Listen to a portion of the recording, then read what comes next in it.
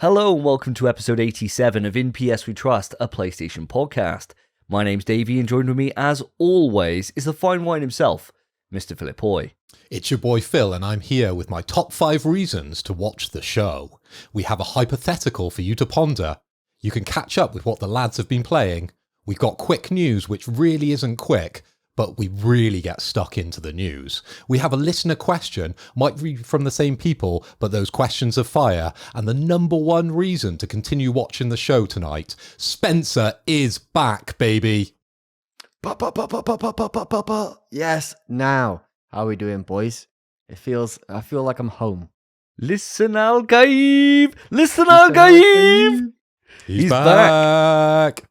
The fucking boy wonder himself, Spencer Davis, returns to the show. 2 episodes in a row off. How was your pretty much nearly a 6-week break from podcasting? Did you miss it at all, Spence? Or was it like, oh, I kind of have to go back now? To be fair, I didn't think of it in a negative or a good way. It was just, didn't have to do a podcast. I'll tell you, I'm not going to lie to you, but it's quite nice. It was quite nice. But I am glad to be back, and I have missed doing this with you boys. Oh, well, we very much missed you, and the listeners have missed you too. But guys, we are back to business as usual. We've got a stacked show, an absolute juicer coming up on the podcast for you today, as we always do. We're going to kick it off with a hypothetical, move it into what we've been playing, then scurry on over to quick news, which we're going to be there for quite a while because there's a lot to go through.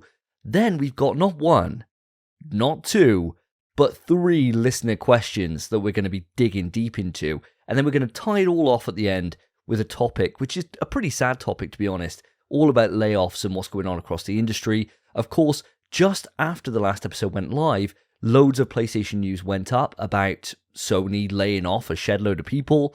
So, of course, better late than never, we're going to be diving into that and discussing that quite a bit.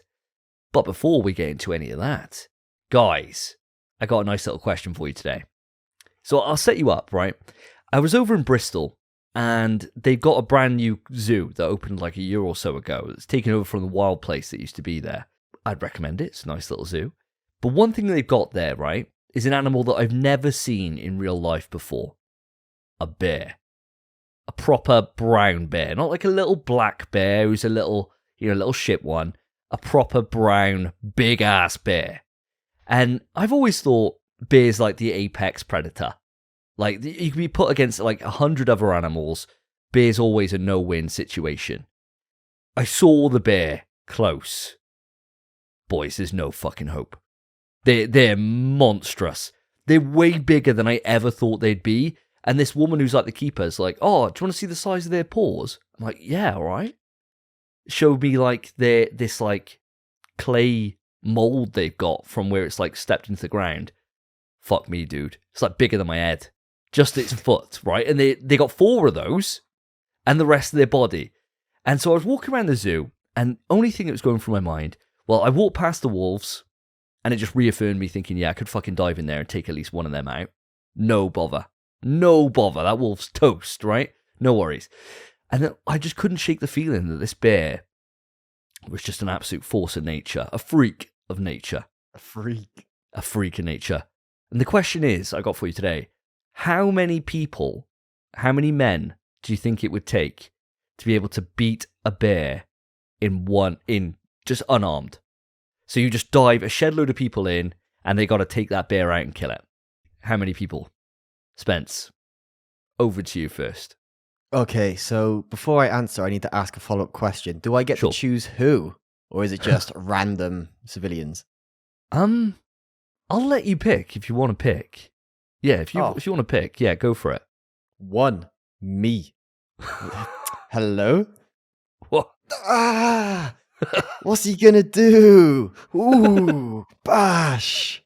It doesn't stand a chance. It'd be more like bash, because they're massive. But you reckon you could one hit out a bear, or do you reckon it's going to be like a wear down over time, where you kind of knacker it out, where you're ducking and weaving its paw strikes, dodging the mouth, giving it a couple of jabs, giving it a little some of those actions? What it would be, I don't know if you boys watched Joshua fight or if you're interested in it. Actually, I won't spoil it. in case people want to watch. But it was a quick fight, 3 punches. So I think that's me. Me and that bear. It'll be knock him down, but he'll get back up. Next one. Oosh. Oh, chuck a head on it. And then a freaking Tatsumax and Puka kick him in the head. And he's dead. Kick him in the head? His head's gone, mate. His head's over there. Yeah.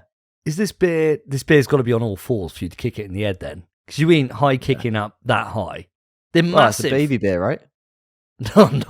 No, mate. This is a full size, like, grizzly.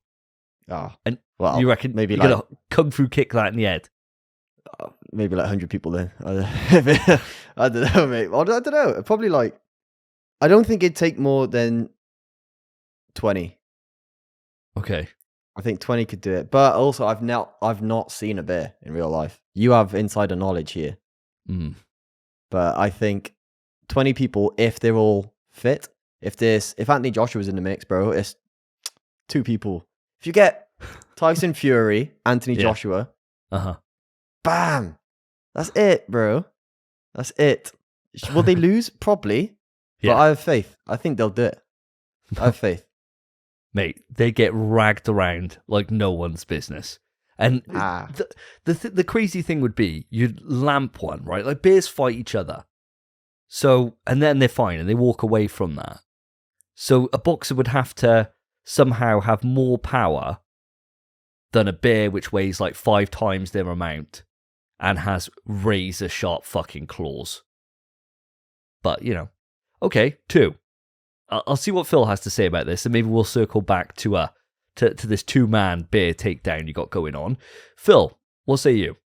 What say me indeed? Well, the first thing I want to address is boxing on TV. This is the problem with letting people drink and watch boxing or watch MMA because they go away thinking they've got the same level of skill as those professionals. They spend years of their lives training for those 12, 11, 10 rounds in that ring, Spence. And no offense to you, you're not AJ, so I don't think you'd be able to stand up to a bear and 1, 2, 3 him, just like AJ may or may not have done to Ngannou not to spoil the fight. I've seen AJ fight at the O2, and that guy is huge. So if it was AJ versus a bear, I might be with you. But I'm not convinced on the argument here that, Spence, you've got the skill, the same level of skill as AJ to be able to knock down a bear by yourself. But Davey, going back to your story, your introduction about Bristol Zoo, sounds very nice. Bristol's a lovely place. I live here. I have been to the zoos. I frequent many zoos, actually. There was a time in my life where I was ticking off the top 10 zoos around the world. I'd been to Prague Zoo, number 7 on the list. An incredible zoo, sprawling vistas across the beautiful Czech Republic, and they have enormous amounts of animals there, but that was only number 7. I went to the number 1 zoo, guys. Can you guess what that is? No takers? Yes, it's Animal Kingdom over in Orlando. That took number 1. So Disney actually owns the number 1 zoo. I believe there's bears there as well, but I'm not entirely sure. I'm sure I've seen them at some zoo. Maybe it was the Amsterdam Zoo. But that zoo, have you ever been there, guys? Because that's quite a dangerous zoo because the animals aren't in cages. They're just surrounded by moats. So you can actually see the animals. It's much more of a realistic zoo. You know, when you go to Bristol or you go to the Prague Zoo or you go to Animal Kingdom or any of the other zoos, generally the animals are behind, you know, big cages. But over in Amsterdam, they handle it a little bit different. And they put moats around the animals so you can see them a little bit more clearly. It's good for photographers. Anyway, to answer your question, Davey, I've gone off on a bit of a tangent there on those 2 subjects there. I think we could take down a bear. I say we, because I'm going to throw 3 men in this ring with this bear, okay? Spencer, you've got some backup because you're not AJ. You've got Davey. Ooh, the big boy. And this is Davey prime, in his prime. This is Davey after he's been training at the Davis gym for 10 years before he let it all go. That's prime Davey. You've got prime me, which is right now because I keep getting better. I am the fine wine. Every day I get better. And guess what? I'm actually going to bring Lewis in there. But then I'm thinking about that. His performance on Helldivers, he'd probably end up killing us in the ring. So he'd probably side with the bear. but I think I could take Lewis, right? But the three of us together, the amount of hypotheticals we've been through where we've killed animals in really twisted ways, I think we could take him. Davey, you'd be jumping on the back. You'd be putting the fingers in the eyes, wouldn't you? Spencer, you'd be down low, nipping him in the balls. And then me, I'd just be on top like this. Champion! I'm raising the bell. Can you smell what Phil is cooking? 1, 2, 3, the bear is out. Jesus Christ. As much as I gas myself up when it comes to these things, and I say like, yeah, I'm going to make, in the heat of the moment, I'm going to make a saddle, chuck it on the back of a hippo and ride him round and tame him. I looked at that bear and all I saw was death. It was a walking juggernaut. And I thought, And then she was just reeling off, the keeper was just reeling off all these facts about bears. So, yeah, well, I could probably run all right. Run as fast as a horse. And it's like, why are you doing? Like, why can it do that? Why can it's like massive, run as fast as like the fastest animal that we ride as people. You know, we're not getting on the back of a fucking cheetah. We're getting on a horse. But now, you get on the horse to get away. The bear's fucking on you still. It's as fast as a horse. It's like, fuck are you going to do? You can't climb up a tree because guess what? For some reason, even though they're fucking monstrously big and weigh like 5 times our amount, cracked at climbing. It's like, fuck me. I reckon it's about a 30-man job. I reckon. Because it's going to be swatting through people. Like one... It's just like game over. Each hit is like absolute devastation. My only tactic I have, because you know I like a tactic, is you send all the chaff in first. Those first 20 people are just going to get wrecked, right? But what happens is one of them's eventually going to break and they start going to running back towards the rest of the group. That's where a few of us have climbed up the tree. And then you just swanton bomb off the top of the tree, straight onto the bear's back and try and do some damage that way. Come down with a like flying elbow, maybe straight onto the back of the bear, try and do some damage that way. Because these fists of destruction, you know, death and destruction, they ain't doing nothing to a bear. The bear is a walking juggernaut. Davey, you know when you go to a zoo and you walk around, you know it's not a competition, don't you? You know, you walk up and you see the bear and you think, I could have him. Then you see the cheetah and you go, I could probably outrun him. And then you stand next to the giraffe and go, my neck's longer than the giraffe's. You know, it isn't a competition walking around that zoo thinking who you can beat up. You understand that, don't you? It's meant to be lovely. You're meant to see some things that you don't see every day and sort of, you know, expand your mind a little bit about the animal kingdom. It's not you versus every single animal you could see. Humankind is an animal. We are an animal and we're the number one on the planet. If everything got stripped from us and it was just back down to the bare basics, we can rise up to be number one again.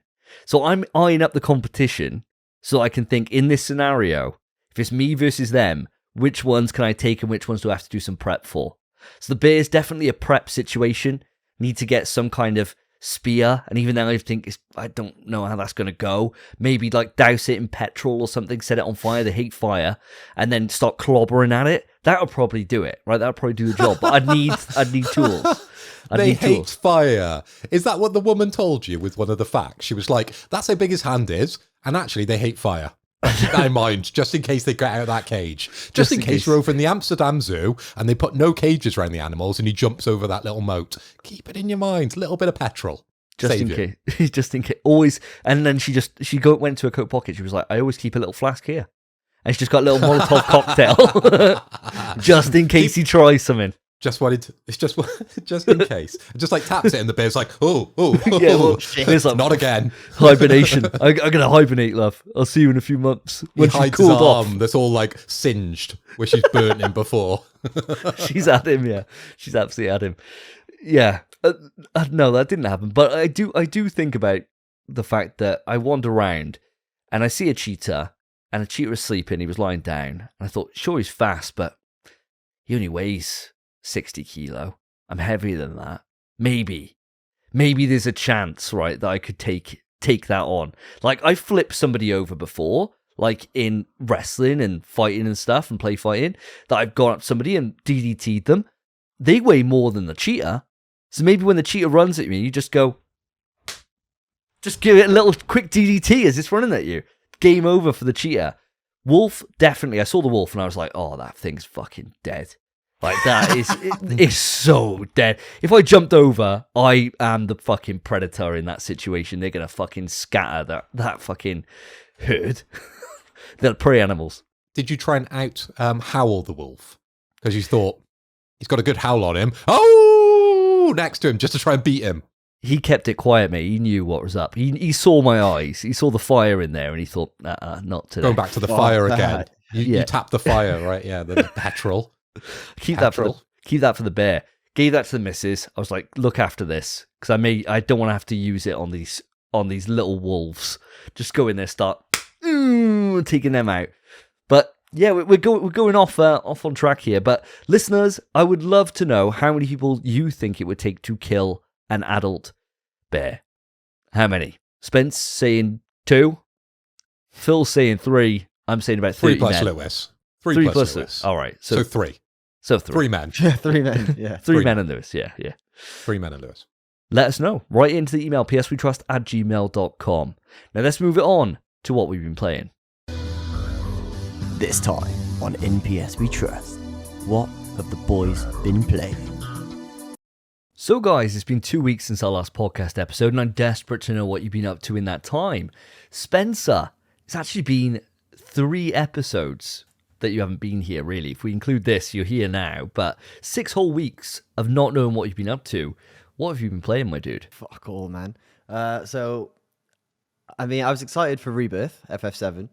So I finally sat down and played FF7 Intergrade. So the whole Yuffie subplot story DLC thing. It's just more of FF7. It's brilliant. It's just a great game. And it's only like 5 hours long. It took me like 2 or 3 sittings and just absolutely smashed it out. It's really fun. I'm pretty sure you haven't played it yet, have you? No, not yet, my friend. Desperate to. And I was going to come on to this, actually. Listeners, you'd probably be expecting me to talk all about Final Fantasy VII Rebirth. Not going to happen. I am refusing to play it until I've played Intergrade, and I've only just cleared off a game that I've had on my backlog for a while.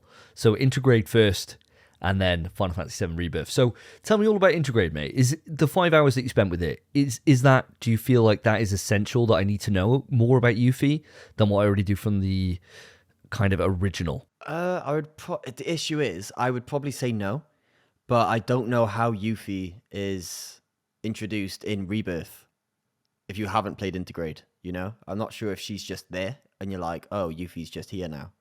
Because in Intergrade, she doesn't meet Avalanche. She doesn't meet anyone. So, other than one character, I suppose, actually, actually, when you saw the trailer for Rebirth, and I'm sure Jessie's alive, you know? And it's like, oh my god, she's in Intergrade. Oh, is she? Yeah, I mean, you don't do anything with her, but you can go up and challenge her to Fort Condor. And you can fight her in Fort Condor. She's one of the first ones you fight. And that's really sick. Fort Condor is sick. What a fantastic little game. But you start as Yuffie. A few more characters. You meet Sonon. You meet that little fellow with the VR goggles that helps you fight stuff. The virtual fights and stuff. There's only like 2 fights in the actual Intergrade. It's really good. It's literally just a little bit more of FF7 Remake. That's all it is. But it's brilliant. It's FF7 Remake. Everyone should just play it. It's good. Nice. Oh, well, I look forward to doing that. Because, I mean, my memory could be a bit hazy here. But I think in Final Fantasy VII, the original, you meet Yuffie. The only way you can meet her is by going off and doing a side quest. So you basically go and explore on a different island, which is her hometown, and that's how you can recruit her into your party. I'm pretty sure you get there and she steals all your materia, and that's how you can get her in. So I don't know how this is gonna work with Rebirth. Obviously, it's like different now, so I don't know how much it's gonna be different from the main game or from the original. And so that's quite exciting now. And I think with Rebirth, I mean, it's probably worth asking you this question, Spence. In terms of Rebirth, are you excited to be dusting that off and getting onto that pretty quickly? See, I really am. But I wanted to platinum Remake first. And I just don't think that's happening. And I don't know. I wanted more time. Why is it out? Why is it already out? It's wild. It feels like I just finished Remake like a few months ago. Granted, it was obviously years ago now. But it's too soon. I'm really excited for it, but I just don't have the time. I really want to get to it, but I refuse to get to it until I've beaten everything I need to beforehand. I think that's a good shout. I think that's definitely more the approach that I've been taking lately, is that it's like Pacific Drive, right? I've been desperate to get to that. It's out now. It's been out for a few weeks, and you can get, or a month now, I think even, and you can get it digital. But there's a physical release happening in April. So I'm like, perfect. I'll delay until April, and I'll just get the physical. Fine, right? That's absolutely fine. And so I've slowly been ticking away at my backlog, but we'll get onto that in a minute. I'll be sure to let you know all about Final Fantasy VII Integrate over the next few weeks. Probably by the next episode, I'll be in its ass. From what I've heard, it's long, like very long to do everything. And seeing as how long it took me to do Final Fantasy 16, you'll probably find that as soon as I start it, I'm talking about it for a while. But we'll see how things go. Phil, talking about playing things for a while, how's Prince of Persia doing? You are right, but what did you expect? It takes me a long time to complete games because I have a lot less time to play games, unfortunately. But yeah, a quick update on Prince of Persia, and it's going to be very quick because let's be honest, the vast amount of time I've had to be playing games has been spent with you, and we'll talk about that one in a minute. So with Prince of Persia, I feel like I'm very close to the end of the game. It's not a massive game, but I am slowly pushing through, completing all the bosses and sort of seeking out all those special areas and special weapons and special items that you can collect. I kind of feel like I'm indirectly going for the platinum for this, but what'll probably happen is that I'll complete the end boss and there'll be like a 10% left, which will probably end up killing me off, I think, because some of the stuff that I'm doing at the moment is quite complex. I have all the powers in the game, and I feel like the story is coming to the end. It is just that last boss fight to complete. But as I said, I'm finding myself getting stuck into sort of little parts of the game and exploring. And when I do so, it just keeps opening up and opening up and opening up. And there's just more and more to this game. Currently, I'm in the Tower of Silence, which is the Ice City.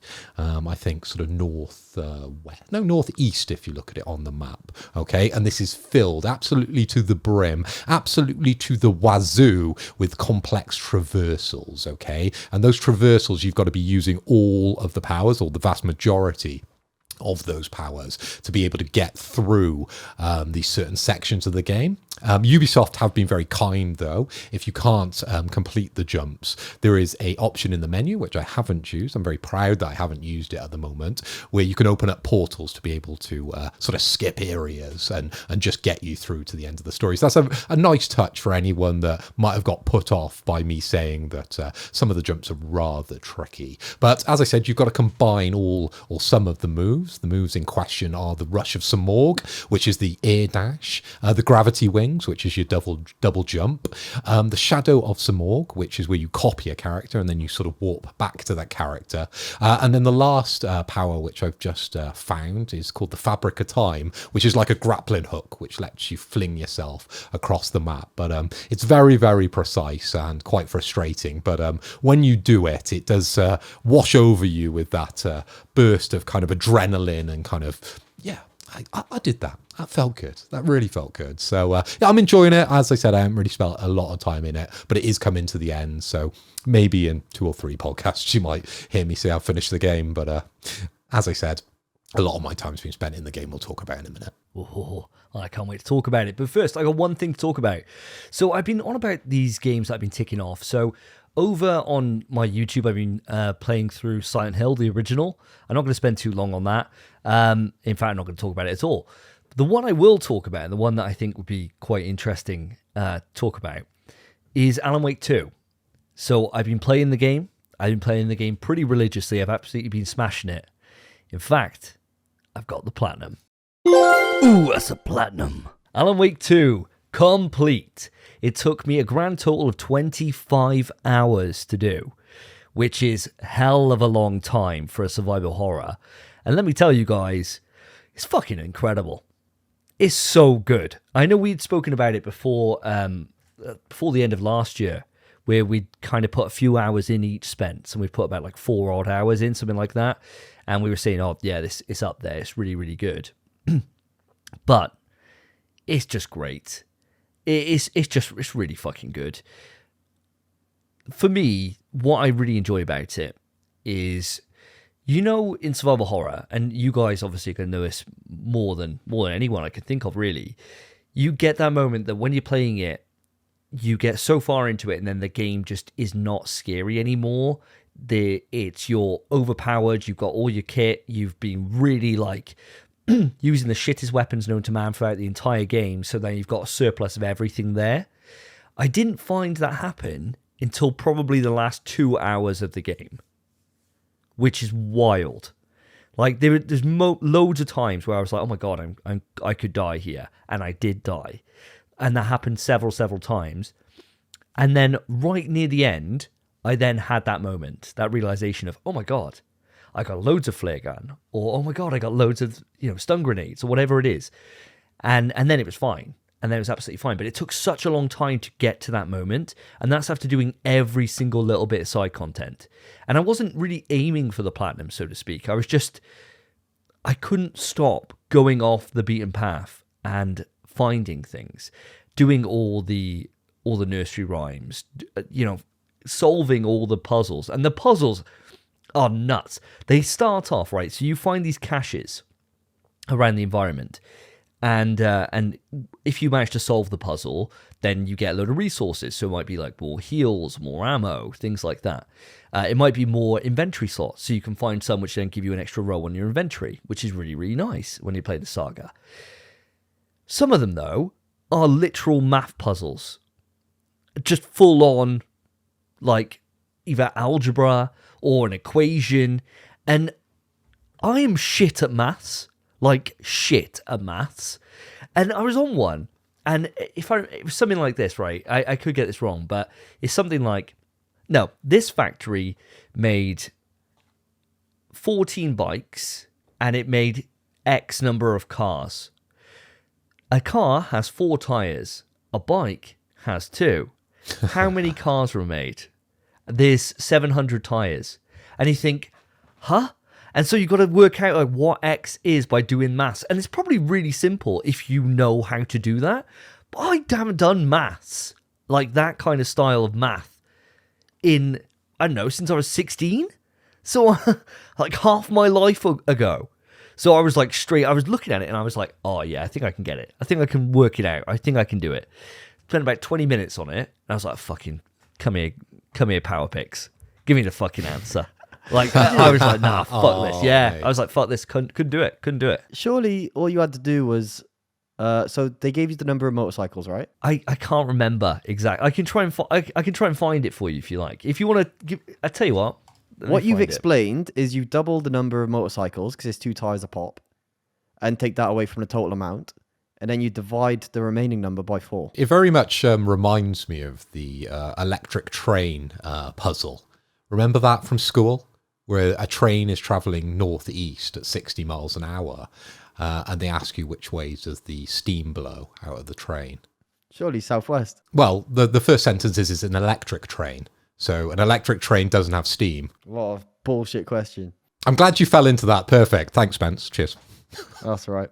I was right. If it was a normal train, it would be southwest. I found the actual puzzle. Here we go. This is it. So there are 200 total vehicles in a factory, consisting of bicycles and cars. Each car has 4 wheels, and each bicycle has 2 wheels. There are a total of 754 wheels in the factory. How many cars are in the factory? Someone's got his calculator out. No, I'm not calculating.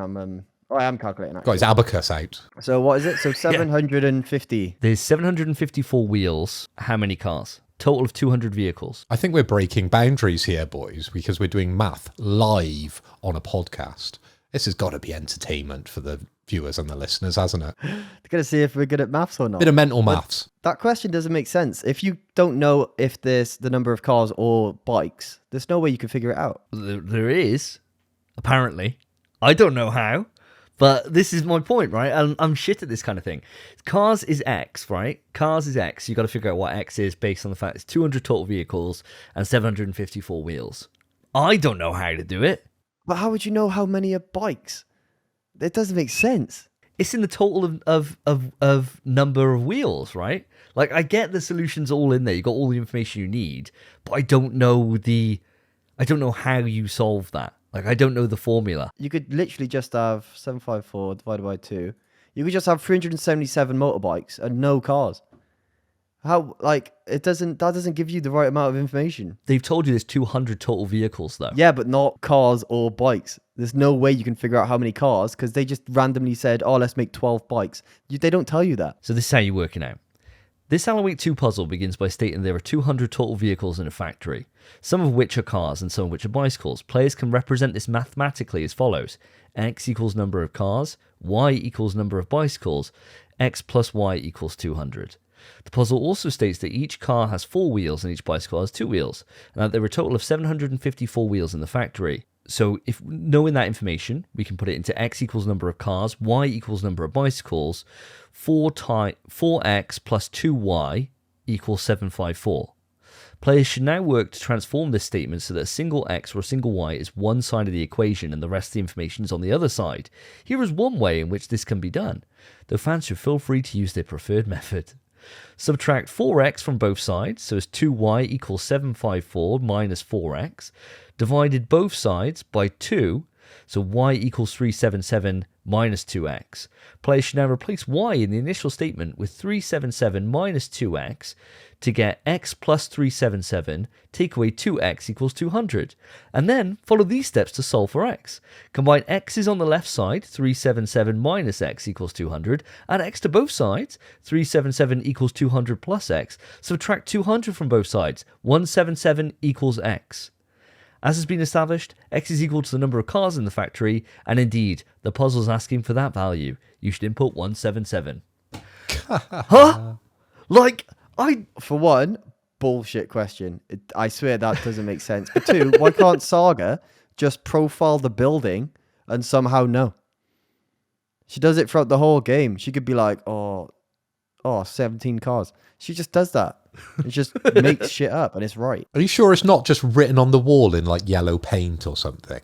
Normally in video games, it's pretty damn obvious. But that math question, sure, if you had a pen and paper and you had a bit of time, right? We're not going back to Dino Crisis here. We don't normally take a pad and paper to like note things down and work things out when we're playing games. If that's meant to be mental math, I think that's a little bit a step too far, really. But if they give you ample time to work that out, sure, it's just a math question, right? yeah, it's just a maths question, and that's all it is. But it did throw me. And I appreciated it being there because I thought, somebody who's like big on maths is going to love that. They're going to absolutely love that. And maybe their brain doesn't work the same way as like ours does, guys, when it's like maybe a logic puzzle for Silent Hill or, you know, some kind of pattern recognition when it comes to the game that can't be mentioned, to Resident Evil. But no, it's just a fucking straight up maths question. And there's like 3 of them like that, and all of them are solid. And when you open the last box out of these maths questions, the guy's like, can you please do no more of these maths questions? This took me forever. That's what the guy says inside when he got in. And it's like, okay, yeah, I get this. But no, the game is fantastic. I really, really think you guys should both play it through. I said it is a long old game. 25 hours for survival horror is long for the genre. I think if I had to give it a rating, I think I'd come in for either an 8.5 or a 9.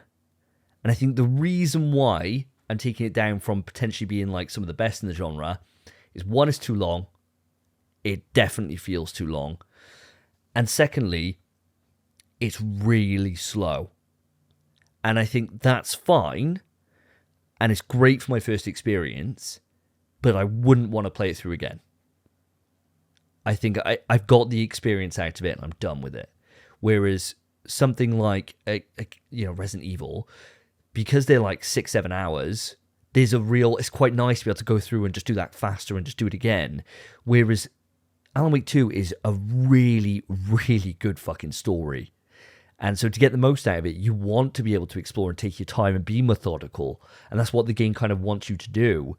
And so by speeding up, I feel you'll unintentionally kind of take away from the experience rather than get the same kind of love and appreciation for it. So I think if I was pushed to a limit, I'd go for a 9 out of 10 on it. I would. The only other thing that takes it down is performance is all over the place. Frame rates drop all the time. Characters go out of sync when they're talking. You get like, on the one hand, Remedy have made one of the most impressive games on the PlayStation. In terms of like the graphical fidelity is incredible. The fog looks immense. The way light works in the environment is like the best I've ever seen it do. But then it gets let down by loads of little things. Like AI would start bugging out. I had this wolf that was just running around in a fucking darting from one side of the screen to the other for like 5 minutes and then just stopped. So I could just shoot him in the head. And I was like, oh, okay, this is what happens now. There's loads of those moments throughout the entire game, and it doesn't really stop. But it doesn't take away from the experience too much. But it is certainly something that's so noticeable when the rest of the production level is so high. Well, I was going to ask, so you've given us your rating on it. Where does it actually rank among your favorite survival horrors? Oh, that's a tricky question. So if you're thinking number one's Resident Evil 1 remake, right? Number two, I'd probably put maybe Dead Space 2. Being at number two, I think. Like, that game is literally perfect. And then it's a shitload of Resident Evils. Like, load of Resident Evils knocking in. And then probably Evil Wake. I'd probably put it maybe in... It's in the top 10, definitely. I don't think I'd go any higher than that. I think there's so many, like, you think the classic trilogy of Resident Evil is just so good. Resident Evil 7's immense. Like, Resident Evil 7's so fucking good. Evil Within 2 slaps big fucking titties. And Dead Space 1 and Dead Space 1 Remake, I prefer both of those than I do Alan Wake 2. But it would definitely go into the top 10. And that's a pretty competitive fucking genre. Since you've got like fucking 30 Resident Evil games and all the Silent Hills and everything else. So I think that's quite high praise, really. So you're saying it wouldn't make a top 5? Then I'm not interested. If it doesn't make a top 5, Davey, I don't care. That's what I'm interested in now, is top 5s. And if it's not in your top 5, I do not care. But I think it would be quite nice to delve into your top 5 of the genre at some point. Maybe we can do a collab for my channel that I'm doing at the moment. Good idea. But I've got one final question before we do move this on. You said you got the platinum for Alan Wake 2. And you said part of your criticism is that it's a long game and there's probably not that much of an urge for you to replay it. Well, there wouldn't be a reason for you to replay it because you got the platinum on your first run through. Now, was that an easy thing to achieve, or did you find yourself going into guides and sort of pre-planning your approach into the game? Because I know quite a few podcasts ago, I think maybe even last year sometime, year before, we had that trophy hunter on, didn't we? And she talked about her process when it came to sort of getting platinum trophies, and it was a little bit mixed depending on games, but I'd like to hear your sort of thoughts or your sort of approach on how Alan Wake and your sort of your hunt for the platinum went. Sure. Well, with most games, I'll generally, especially if I'm really enjoying it and thinking, oh, I could go for the platinum, I'll generally look up a platinum guide to see what it says in terms of, are there shitloads of missable trophies? Is it something that's going to take me 500 hours? So I know, okay, well, I never have to look at the trophy list again. That kind of thing. I'll do that straight away. And what it basically said is that on the guide, when you get to a certain point, and the story will tell you when you get to this point, and it says, look, there's no going back after this, make sure you've collected everything. So I was like, okay, great. So I was going around and collecting stuff anyway, because the exploration is really tied into everything. So like anything you find is going to help you in some way. So there's a huge incentive to explore. It's not just you're finding some random bollocks note. You're finding something that's going to have a real intrinsic gameplay advantage for you, either that be charms or ammunition, whatever. So I was doing most of it. And as soon as I learned that knowledge in terms of, right, as soon as I get to this point, I need to have made sure I've done everything. That was it. I didn't have to look up with the locations of anything, because there's a charm that you can find that will then ping your surroundings and tell you where everything is. So then from there, it's just a case of you going there and solving that. So no, it's really simple, really simple, platinum. And it's one that's, for as long as the game is, I suppose it's just testament to how good it is, it's on a 10% completion rate for the platinum. So a lot of people have played this game through to completion to get 10%. So I didn't have to do anything too crazy, really. So it was a really, really nice list. Fair enough. And were the sections sort of locked off a la Callisto Protocol? Because I remember Spence had a little bit of an issue, didn't you, where you moved past one of the weapons and you couldn't go back to then get that weapon, and then it made the game ultimately a lot harder for you. Was there sort of locked off sections, or was the ability to sort of retrace your steps throughout the game? So no, you can retrace your steps. So it's kind of like a semi-open world. So you've got 3 distinct areas that you can then travel to by car. So you could go to your car and then choose which one you want to go back to. And when you're in those areas, you're free to explore. So as you go, just like any traditional survival horror, you'll get more tools to open up more paths and new ways to traverse the map. So the first area you go to, surprise, surprise, was the area that I ended my collectible run on, because I had loads to go there because I didn't have all the tools at the time, like the bolt cutters or whatever it is. And so no, you're very much incentivized. It doesn't lock you out from collecting anything. There are some missable trophies, and they relate to, there's commercials you can watch, right? So there's these 2 brothers in the game, and they got live action commercials, and they're fucking amazing. So it might be like about Coffee World, and so you watching, they're really poorly acted and just really like done like as if us 3 got together with no budget and made a commercial, right? They're exactly like that, and they're hilarious to watch.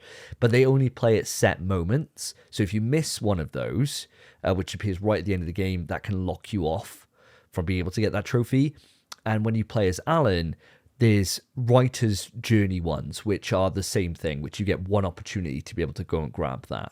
And if you don't fully explore that area, you're going to miss it, and then you're going to get locked off. But fortunately, I didn't miss any of those. Nice. Yeah, that's important, I think, because there'll be a lot of our listeners, a lot of our viewers sort of going through this game and probably wanting to lock it off because of that extended sort of playtime. So you're saying that's you done, back in the case now, and wait for Night Springs when the DLC comes out. Yeah, 100%. It is. What's interesting, though, is that the New Game Plus for this came out not long after launch. And from what I've heard, the New Game Plus, they changed things in the story. So because the whole point of the story is that Alan's writing it and it's kind of evolving as the story's going on by the actions that you're taking, that this is like a brand new loop. And so the opening dialogue's apparently completely different. The interactions between characters and what happens is completely different because it's a different loop. And so that gives me an incentive to be able to play it back through and to see more of the story content. Because if it's different, that would then force me to have the similar experience that I had on the first time round, and it would just be an enjoyable experience. So that does kind of want me to go back. It's just the issue is I really want to play Final Fantasy. So I'm done with it now. I can now write a review on it, get all my content out for it that I want to do, and then I can move on to the next, well, a massive game for the year for me in Final Fantasy VII Rebirth. So that's the only thing that's going to get in the way, but I am very much in for the DLC this year. I cannot wait to see where they put the story next. It's really grabbed me, and it's a totally different side of the coin from the first Alan Wake, which I really didn't enjoy. So to come out of this with a 9 out of 10 just shows really Remedy have absolutely knocked it out of the park, and it feels like everything they built up to with all of their games culminates here to be like the best version of everything they've ever done. It's truly incredible, really is. It's no surprise it was up for so many Game of the Year awards last year. It's really, really fucking good. But guys, moving on from that, the game we've all been playing shitloads of, and of course, we said this on the last episode, and again, we're going to do it again to you today. I don't think this game's going anywhere anytime soon. It is, of course, Helldivers 2. Now, me and you, Phil, as you put it, we've waxed lyrical on this topic, but Spencer, we haven't had you around to share your thoughts. Of course, you've been joining us on our nights of Helldivers, but give me your full thoughts. I'd love a rating, please, if you don't mind.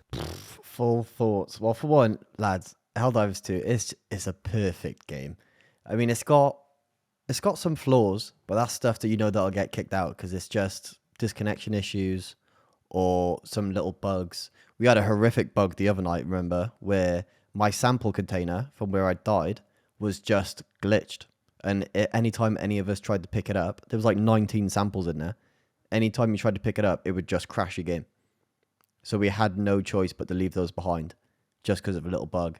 after we worked for those. But that's stuff that's going to get fixed. It's fine. The game itself and the way the game functions is just so sick. It's Helldivers 1, but way more beautiful. It seems way busier as well. Like, it's a lot harder, at least for me. But I think that also plays in just to the fact that you can't see behind you like you could in Helldivers 1. Earlier on when we were playing, I was on a turret blasting a Hulk, an automaton. I got off the turret, turned around, there was like 7 Donnies right there. And I was like, oh, fuck. Bodies flown away. I was dead. And I loved every second of it. Initially, I think I thought it was a 9 out of 10. The more I've played it and the more fun I've had with it, and now the mechs are in the game, it's a 10 out of 10 game. It is just a 10 out of 10. I don't see myself ever not playing this game for the rest of my days. I will be 90 on my deathbed being like, oh, someone pass the pad. Oh. And then, dropping in. Dun, dun, dun, dun, dun. It's a game of games. It's the game of games, lads. It's the game. I'm not sure what you boys said about Helldivers on the show, but I imagine it's kind of, same as me. Yeah, we've been sucking Helldivers dick since it came out. Honest to God, we've been down there, we've been throwing it, we've been giving the balls some love as well. Like, we've been literally singing its praises out the wazoo, and that has not changed. As you said, Spencer, mechs are now in the game. We've got more and more time. I'm now level 30 in the game, so I've put considerable time inching my way towards the platinum. So fucking close now. So close. And I cannot put it down. It's an absolute joy to be able to play it and to play it with you guys, to get all the boys together in our own little chat. We got our own PlayStation group for it as well, so that you can just go in and you can just send an invite out to the full squad. Anyone who's around to answer the call for Super Earth is welcome to join. It's been so much fun. I absolutely have been loving every single moment. And what I find just a deeper level of appreciation is that I feel like the bugs, that we as a team have got that matchup down. Like, we know how to beat every single one. We know, like, the best things to take in, the best ways to fuck them up, to make them feel like we're the true dominant species of the universe. And then we go against the automatons, and it's like back to fucking school. We've been doing, like, level 9 Helldives all the time against the bugs. Automatons, what were we on today, Spence? A 6? Yeah, we ended up turning it down to 6. Yeah. Did we extract? No. They've been kicking our ass. They've been absolutely taking names. Now, Phil, how are you finding your Helldivers experience? Of course, you've been putting more and more time in as well. Have any of your thoughts changed at all? Of course not, mate. My view on this game is it's still absolutely superb, and every time I dive in with you guys, I'm finding more and more enjoyment from every little intricate detail of this game. It is absolutely incredible. And we had a patch, guys, 3 days ago from the date of recording, which included extra features into the game and also nerfed some of the OP loadout, which actually I probably wasn't using. I think one of the guns, which I'll cover in a second, I was using, but the rest of them, I think maybe Davey, it affected you slightly more than me. But one thing that has affected me, and affected me in a big way with that update that came out, is these planetary hazards. Okay, we get in fire tornadoes, which I haven't really seen those too much, but those freaking meteor showers do not stand still. There is my tip. You see that come into you, and as soon as you stand still, you're dead. And then you're like, where did that come from? What? You're trying to concentrate on a bug or an automaton is coming forward. You can see that rocket trooper coming over the hill, and then you're dead. But it ain't the rocket trooper. It ain't the bug. It's those bloody planetary hazards. The meteors, they're the biggest threat at the moment. It's overtaken Lewis. I think the meteor showers, the last playthrough session, has killed me more times than anything else in the game. But I sort of mentioned they nerfed the OP loadout, and of course they hit the breaker, the railgun, and the shield generator backpack, okay? So I was using the breaker gun, and they've decreased the magazine from 16 to 13, which actually for me probably isn't that much of a problem, because I am single fire with it. I don't just hold down the button, but they have increased the recoil, and again, because I'm doing the single fire, it's not so much of a problem to me. So I continued using the breaker through our playthrough. The railgun, they decreased the armor penetration on it, so the damage against durable enemy parts had been decreased. Davey, you noticed that was quite a big one when you were talking about fighting the Bile Titans. And of course the energy shield pack, they've increased the delay before recharging. I think that caught you out a few times in our last play session. They have buffed some weapons as well, so there is some good with some bad, and I thought I'd dive in straight away as soon as I think the patch hit. And Davey, you said to me, we'll dive in, we'll go for a hell dive this time, shall we? The step up from a level 7, which I was used to, fighting the bugs, this is a suicide mission, to a level 9 is night and day. Man, I don't know why we did that. That was a suicide mission, diving into a level 9 hell dive. But as I said, I picked up one of the weapons that were apparently buffed, which is the flamethrower. There's the increased damage per second by 50%. And I thought, this is going to be a beast. Now, I've heard good things. I've seen people talking about it. The minute I press shoot, I set myself on fire, and it happened like 3 or 4 times in a row. So it was user error, and I'm not using it again. I think I'm just going to stick to my recoilless rifle and my breaker. Fuck the flamethrower, fuck level 9s. But yes, this game is absolutely incredible. It's a 10 out of 10 for me, boys. Hey, that's what I like to hear. It would be quite interesting actually to get your thoughts on this, Spence, in terms of the buffs, because the buffs and nerfs, because the community. And this is the only problem when a game grows so big that like Helldivers 2 has, you get all these people that maybe never played Helldivers 1 or under false pretenses for what it is, and they're going in and saying, oh, they've nerfed this, oh, it's not as good. Let me just tell you straight away, the railgun is still fucking cracked out the arse. The difference is, if you're using it in safe mode, don't. Put it to unsafe mode and charge it all the way. Well, not all the way. Just before the point you explode. And you will still cripple things. I was taking out Hulks in one shot still with it. It's absolutely fine. The thing is, it just now, you have to use it in unsafe mode to get the most out of the gun. And I was already doing that. So to me, it's not too bad. But I really kick myself every time I don't let off the max charge that I could do, because then it's a real noticeable drop off in damage compared to what it was before. So I think they've just really brought it in line and put it so it's more of a skill weapon than it is just bring it into every single fight and you're going to win. I'm pretty happy with what they've done here in terms of their nerfs and their buffs. And they're talking about, and you'll be happy about this, Phil, that the recoilless rifle, they're buffing it in a future patch so that for indirect hits, so if it's not like hitting an enemy weak spot, an indirect hit where it would normally glance off, it still does quite major damage. So it should get a nice little touch up. Well, that's really good to hear, because that has been my primary weapon since I sort of leveled up to be able to call one in on a drop. Obviously, when I first started the game, I think I was just piggybacking on your recoilless rifle and sort of helping you along. I was your bitch, following behind with the rockets, but I'm going solo with it. I'm looping round tanks, I'm looping round Hulks, I'm looping round the back of the Chargers, and I'm hitting them where it hurts, and that's usually in the arse, okay? So that's usually the giveaway. With the automatons, it tends to glow. They've got a big baboon arse, haven't they, that glows where you need to shoot them. So it's a bit game that cannot be mentioned, obvious where you need to shoot them, and they go down with that recoilless rifle. But that is really good to hear. Really good to hear. I'm glad something I'm using is going to get buffed. But to be fair, right, with all these buffs and all these people sort of complaining, have they not played competitive games before? I don't know. Like, do they just think we're back in the Super Nintendo days where you got a cartridge, put it in, and that game just stays exactly the same? No, this is the modern day. This is a competitive game. This is a live service game that has a future. Of course, things are going to change. But what you need to do, if your favourite item gets nerfed, just wait. It'll bound to be buffed at a certain time within the game. And it's just that constant cycle. If you play League, if you play, I don't know, Destiny, which we'll maybe talk about a little later. If you play any of these sort of competitive live service games, you're just used to this cycle. I don't understand the outrage. I really don't, Davey. No, it doesn't make any sense to me at all. I get that people are thinking, oh, well, there's nothing else that does the job. But there is. there's loads of different tools that do the job. And the thing that I've been enjoying is that these nerfs have given me incentive to go and try things out. And has it been working for me? No. Do you know what? I'm actually better off with the breaker, with the shield, with the railgun, right? 100% better off with that.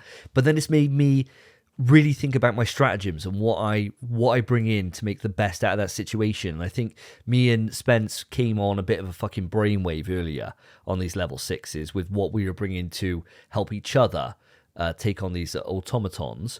But Spence, I'd love to hear your thoughts on this. Obviously, you played it just as much as I have. What are your thoughts on the nerfs and all this stuff? Are you outraged? I'm definitely not outraged. I think it's the same as like Phil said. Games get patched all the time now. Sometimes something's OP, needs to be nerfed. The railgun was OP. It's the best support weapon, and it doesn't require a backpack. It's insanely good. And then the shield gen, the nerf is it takes like an extra 3 seconds to recharge. That is it. That's the only nerf. It's fine, completely fine. And the breaker, all they've done is lowered the. I think they've increased the recoil a little bit, unnoticeable by the way, feels exactly the same, and lowered the mag capacity a little bit, which again it kind of needed. The breaker is by far the best primary weapon. I could understand the outrage if it wasn't unwarranted, but they haven't done anything insane. Everything still feels the way it did. More weapons that were bad are better now, like the laser cannon, the flamethrower, stuff like that.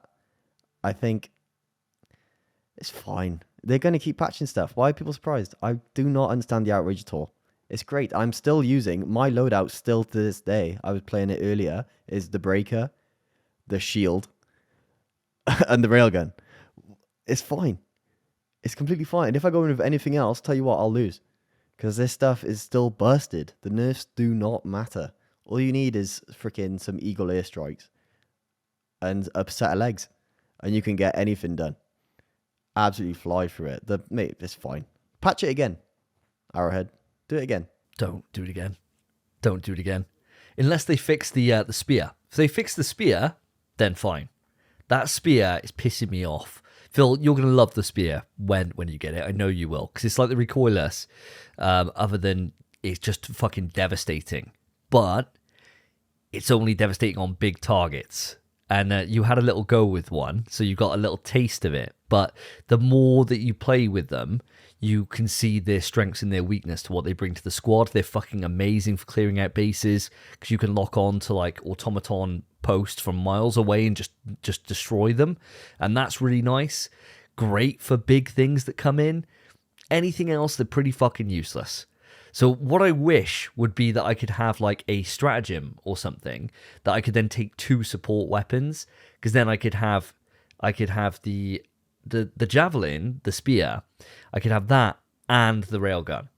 And at that point, fuck me, that would be a great combo. That would be the Sam Porter Bridges buff, wouldn't it? Because we'd all be walking around with absolutely fucking massive backpacks with all the different weapons stacked on top of each other, because I have a recoilless rifle, I'll have a laser cannon, I'll have a flamethrower, I'll have everything that's going, put it all on top, and we'll walk around, I'll brace, I'll tap in the 2 buttons at the back on the PlayStation to brace in when I'm going over those cliffs. I'll play Death Stranding as you guys play Helldivers, and I think that's maybe how we can tackle things if they patch that. Oh, the dream, the absolute dream. Audience, are you as far up Helldivers arse as we all are as a podcast? And that is it, officially giving it a perfect 10 out of 10 score, with all 3 of us coming on the same level. Oh my god, that doesn't happen very often, that's for damn sure. What do you think about Helldivers? Are you still playing it like mad? Do you want to come join the Sword of Democracy? Let me know. Reach out on Twitter or any of our socials, and I will send you that friend code and join us. We need some help. We need to climb back up to a level 9, baby, because it ain't happening at the moment against these automatons. So anyone that can help, you're more than welcome to join.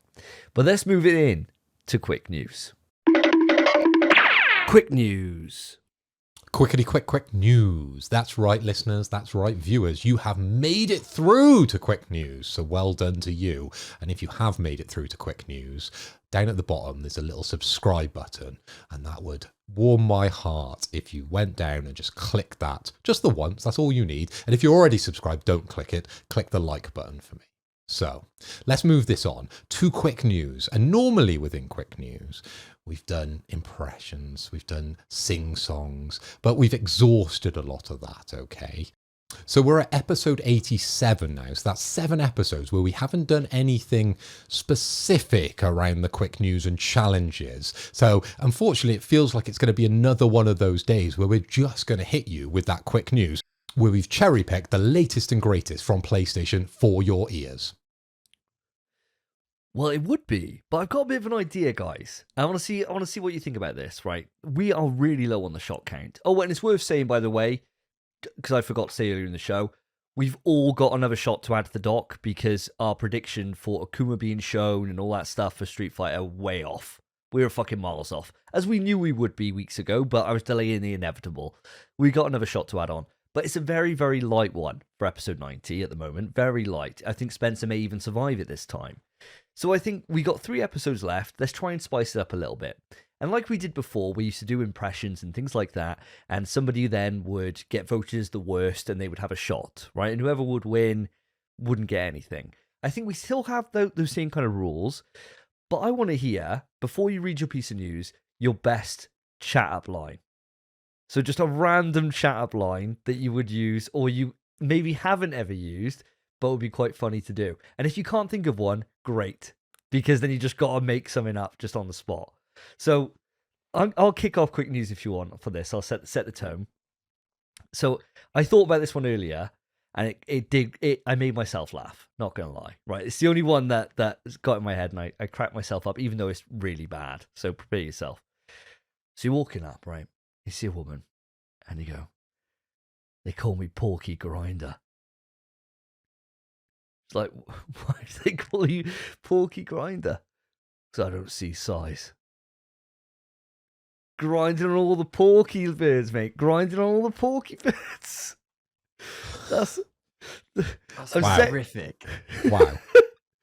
I'm glad the analytics isn't in favour of women listening to this show, because I could feel a couple more unsubscribing based on that chat line, if that's something you've used when you are out. Jesus Christ, Davey. What is wrong with larger ladies? Nothing, mate. Nothing. This is the thing. That's what they call me, Porky Grinder, mate.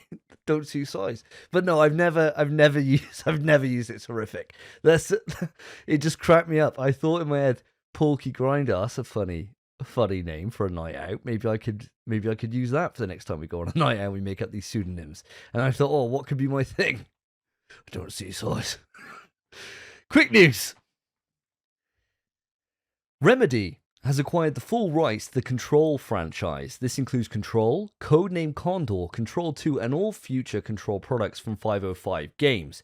Now, if you were sitting there thinking, what the hell is Codename Condor? Well, that, guys, is a multiplayer spin-off of Control. So I don't know how that's going to look. It's in very early development, no release year, anything like that. But this is great news. Now, they have put out a blog post on this, which went out for their investors. So they said, today, Remedy Entertainment and 505 Games announced a transaction upon which all publishing, distribution, marketing, and other rights to Control, Codename Condor, Control 2, and all future Control products will revert to Remedy. The Control franchise is in the core of Remedy. Having acquired the full rights to Control, Condor, and Control 2, Remedy is now in a position to make the right product and business decisions focused on long-term franchise growth. Now, having just played Alan Wake 2, I can tell you straight off, Control is very heavily featured throughout that entire game. It's actually a pivotal plot point. The fact that the FPC, the Federal Bureau of Control, are all woven throughout that game. Guys, what are your thoughts on this? Spence, any feelings at all? I know you're not a massive fan of Control. Lad, I fucking hate Control. I could not. It was fine. It was fine. But I just couldn't gel with it. It doesn't mean fucking diddly to me, mate. I couldn't care. I mean, Remedy, I don't know. It doesn't really mean much for me. I couldn't care less, really. I suppose it's just where it belongs, which is with Remedy, and that's it. Fair enough. What about yourself, Mr. Hoy?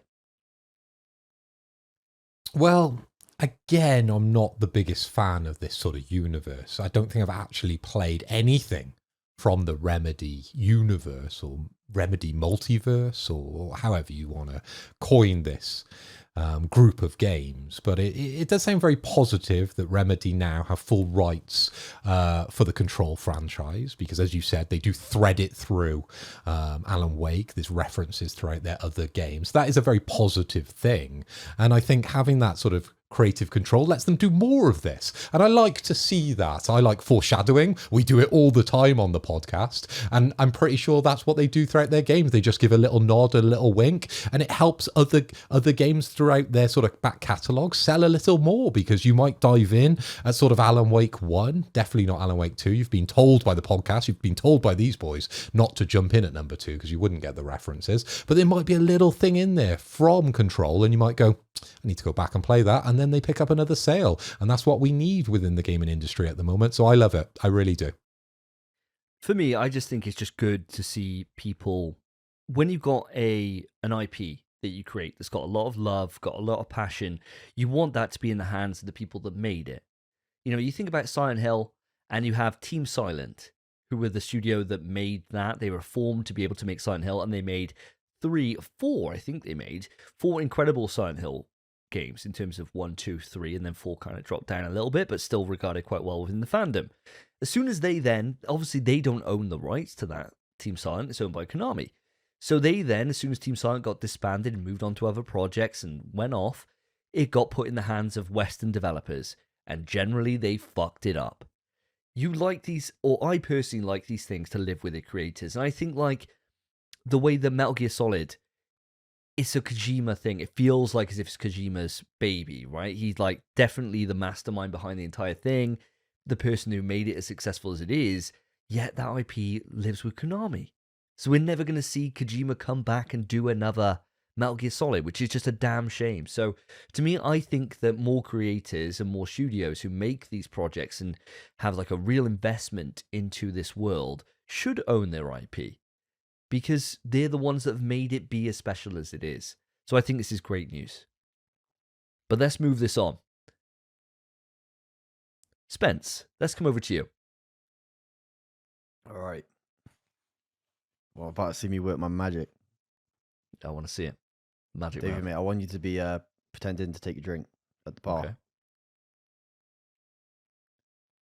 All right, sweetheart. All right. Horrific. You must be a Transformer. You looking Optimus Prime. You fancy coming on with me? I'll ride you to like All Spark. You know what I'm saying?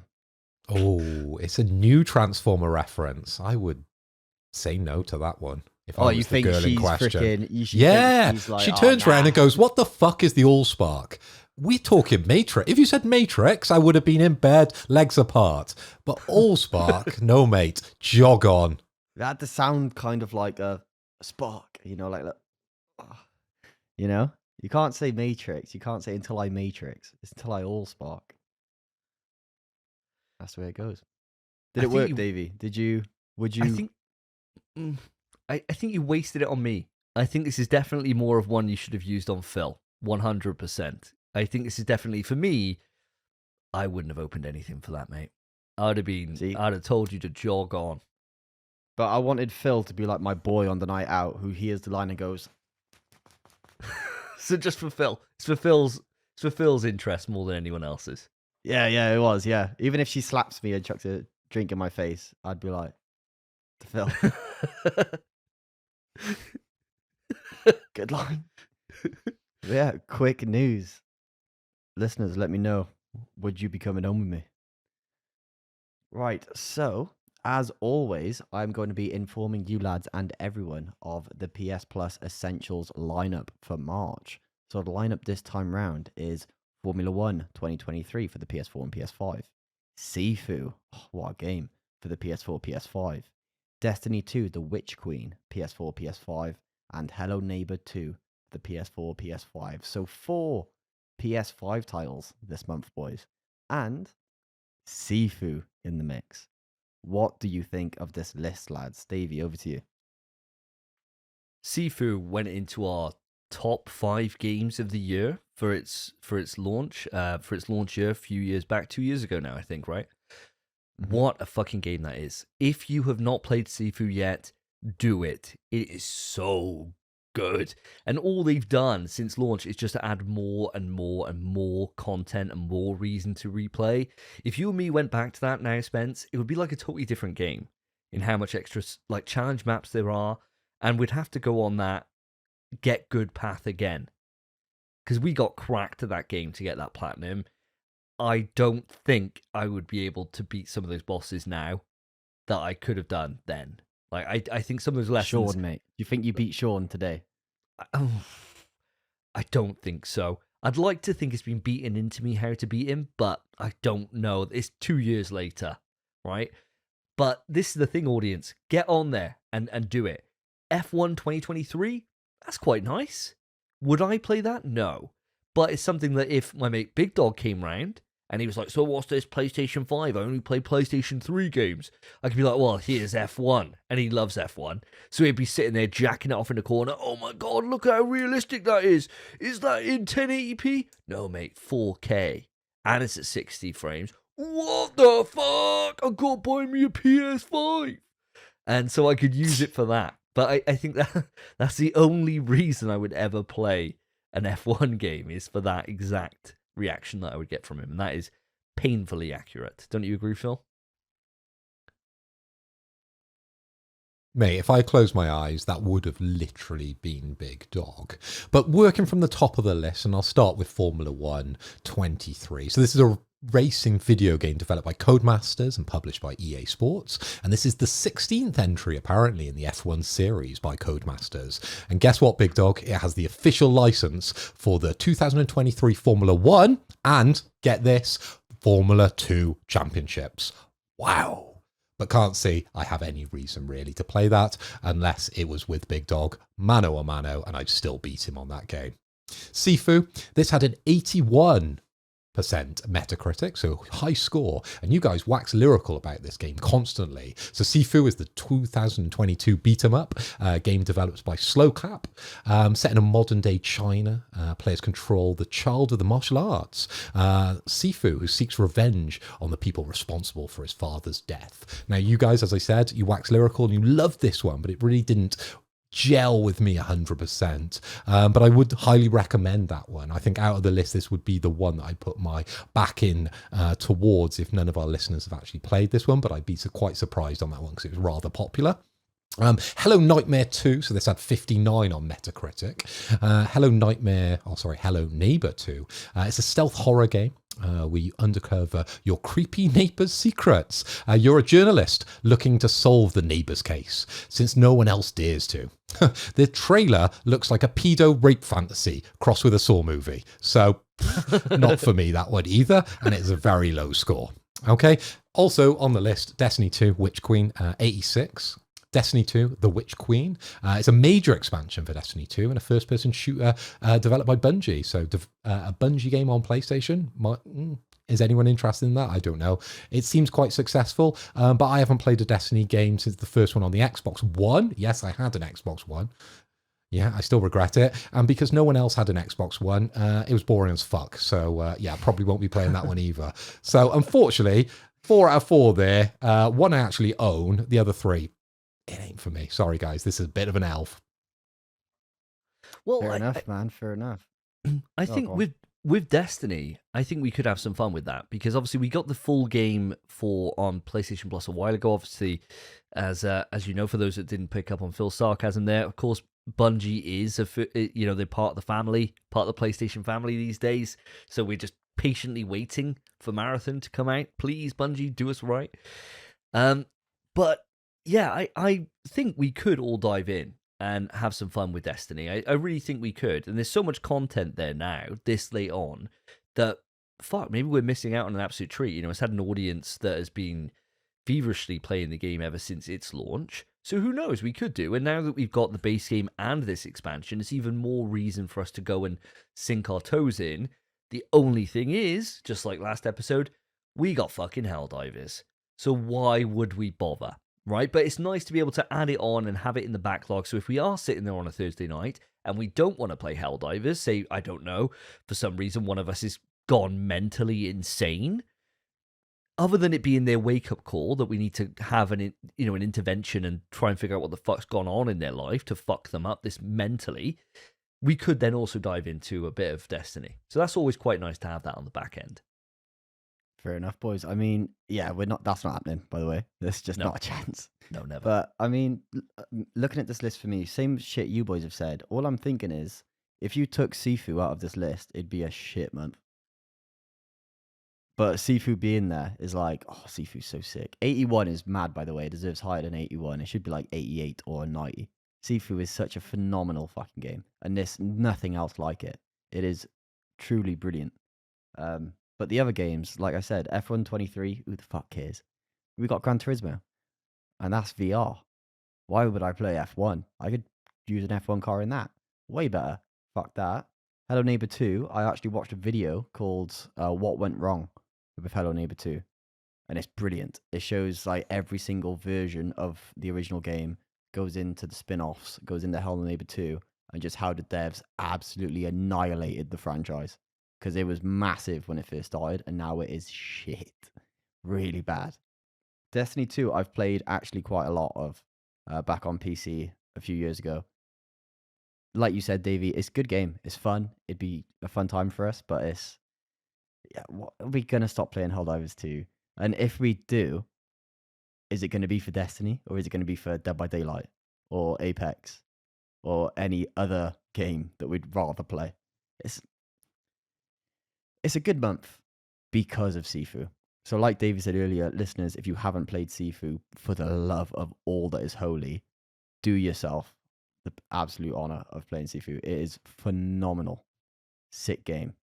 But I don't think there's much more to say about this list. So Phil, over to you for your bit of quick news and your chat up line. Give it to me.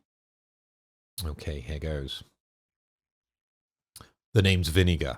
Vic Vinegar. And I just flew in on the red eye with my buddy Hugh Honey. Quickity quick news. So, guys, and Davey in particular, I've got some Ghost of Tsushima news. But it isn't the news that you've been expecting. This is news about Ghost of Tsushima, the director's cut, coming to PC. So, yeah, it's not, as I said, the Ghost of Tsushima news that you really wanted. But it's coming to PC May 16th, and it's bringing with it literally everything, and you're going to get the best version of Ghost of Tsushima to be able to play on your PC. Now, I know I ask this every single time, and usually the answer is very similar, that we've got no interest in actually playing any of the PlayStation games over on the PC, because we've already played them on the PlayStation. But it is interesting, and I like to see those games moving over to a different audience, to see what's possible over there. You know, it might bring a new fan base over to PlayStation, and I'm sure that's always in the back of Sony's mind, and really the reason why they do it. But guys, as I'm going to say, and I've already preempted your answer, is there any interest here for Ghost of Tsushima Director's Cut when it comes over to PC May 16th? Davey, I'll start with yourself. No, you've already said it. I've already played the game. I've got the platinum on it. I still need to finish Island of Vicky. I don't think I've actually done everything on that. I need to go back and do that. But no, it's not for me. But what I will say is this is fantastic news for the PC players. Ghost of Tsushima is excellent. It is so good. And this further cements my point that I was making when we were doing our predictions for this year, is that we are going to see Ghost of Tsushima 2 this year. 1,000% we are. And then it's going to come out in February. Just remember, that's what I put on the line there. That's what I put on the line. But yes, I'm chuffed with this, and it just signals that PlayStation do what they always do. And they do really, really well. And we got into this debate with Lewis last time on the last episode, Phil, in that it's just a great strategy. Bring it to PC before you're about to showcase the second one. Gets everyone interested in the game, gets them playing it, thinking, oh my god, this was excellent. I loved every single moment of this adventure. Oh, I can't wait to play number 2. Guess what? You can only play it on PS5, baby. And so they got to go buy one. It works every fucking time. So This to me signals really, really good news, and I'm happy for all the PC players out there. Spence, you never played Ghost of Tsushima. Are you interested in diving into this on PC? I mean, yeah, I've not played it, and I do need to play it. It is on my backlog, and I will get there eventually. Lord knows when. Probably when they announce 2, or when it's close to the time of 2. Am I going to be doing that on PC? Fuck no. I got a PS5. It's as great as this news is for PC players, and it is brilliant news. It's not for us, this news. We're just console gamers at this point. My PC is death's door. I'm actually using it right now to record rather than my laptop, but my laptop wouldn't run Ghost of Tsushima either. So, nah, not a chance in hell. But I do like this whole idea of sprinkle the PC players with a little bit, and then be like, fucking good one. You ain't playing number 2, not unless you come fork over that 450. And I respect it. PlayStation, you wise guys. I respect it. Fair enough. And I think that brings us back round for the second time for quick news. So, Davey, hits up. What have you got for me? Call me Jones. Gillette Jones. And much like my mate, Vic Vinegar, I flew in on a red eye. I fly for EasyJet, ear to the Gillette family, but I told my dad, Mr. Gillette, I told him, Mr. Jones, I told him, no, I'm not... I'm not going to be bowed down to you. I'm not going to live in your shadow. I'm going to forge my own. I'm going to fly above the clouds, Dad. And that's why I got a job with EasyJet. So I flew in earlier on today, and that's who I am. Surprisingly works, that one. Surprisingly works, but mostly to other lads who then just want to hear more about the Gillette family. Quick news. Warner Bros. Are taking the crown for being probably the worst publisher ever known to man. So every single time they seem to be brought up lately, it's bad news. Obviously, we were talking about how badly they butchered Suicide Squad in changing it into a live service game. Well, guess what? They looked at the sales for Suicide Squad, and for some reason, instead of being worried about it and thinking they should change tact, they fucking doubled down on it. They've come out and said this: our focus is on transforming our biggest franchises from largely console and PC based with 3 to 4 year release schedules to include more always-on gameplay through live services, multi-platform and free-to-play extensions, with the goal to have more players spending more times on more platforms. Ultimately, we want to drive engagement and monetization of longer cycles and at higher levels.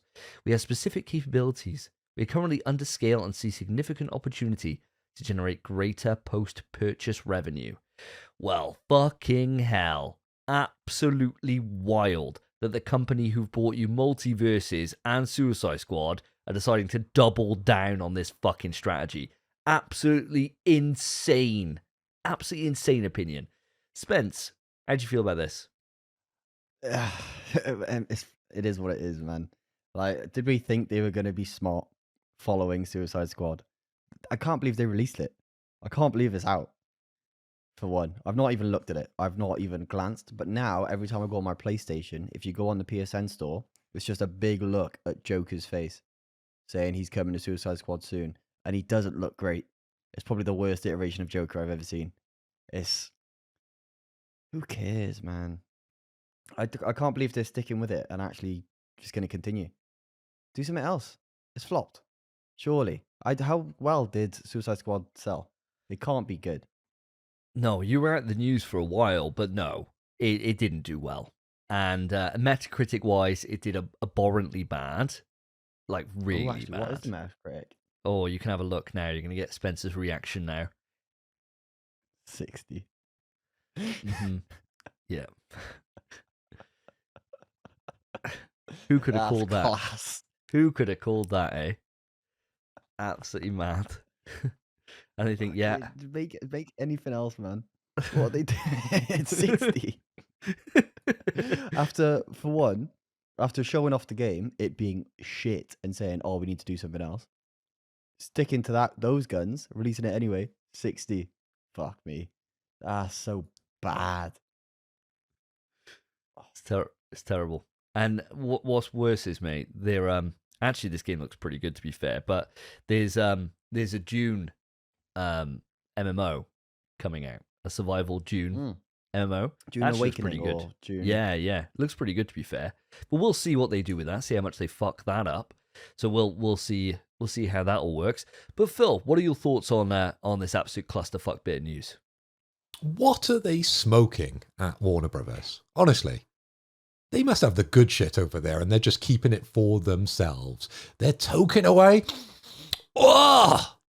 And they're feeling it. They're really feeling themselves, aren't they?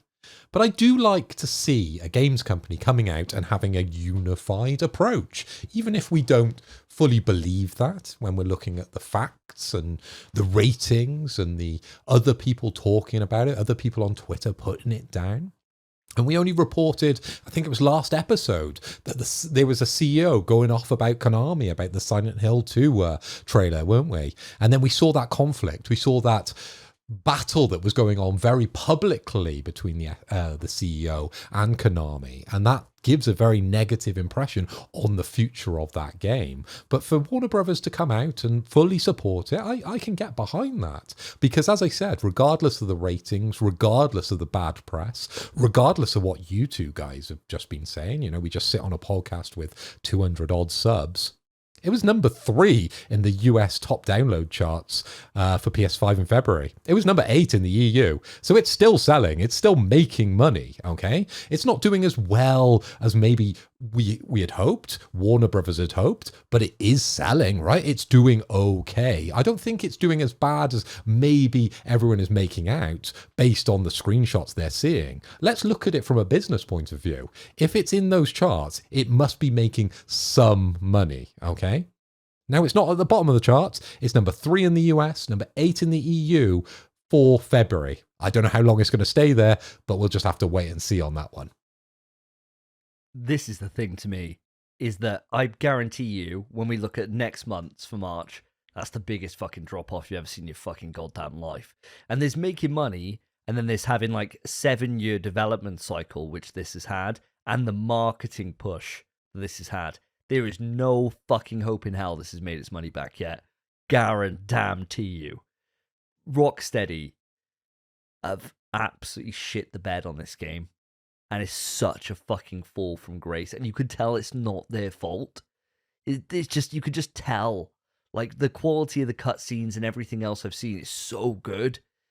And yet it's just been pushed, as studio mandated down from a publisher, into being this fucking hollow shit version of what should have been an absolute slam dunk. So, fucking sad time.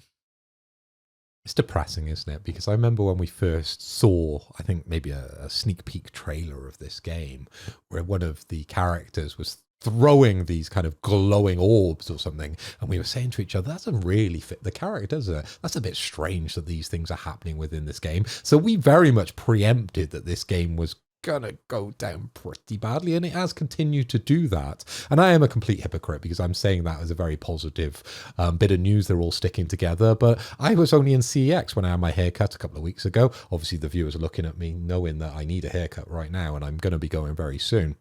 And I normally spend a little time in CEX, and there was a kid buying this game, and I did have a little chuckle to myself.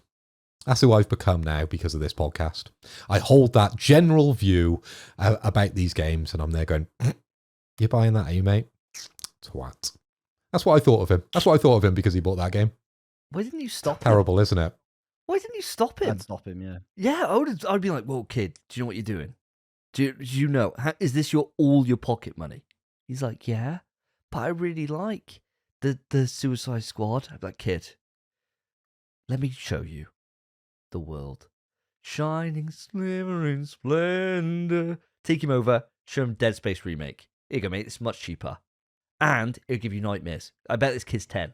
I was about to say, yeah, how old is this kid? Yeah. This is the time. This is the time. So I gotta go in there as a 39-year-old adult, walk up to a child and go, why don't you have this game that's got an age rating higher than your age?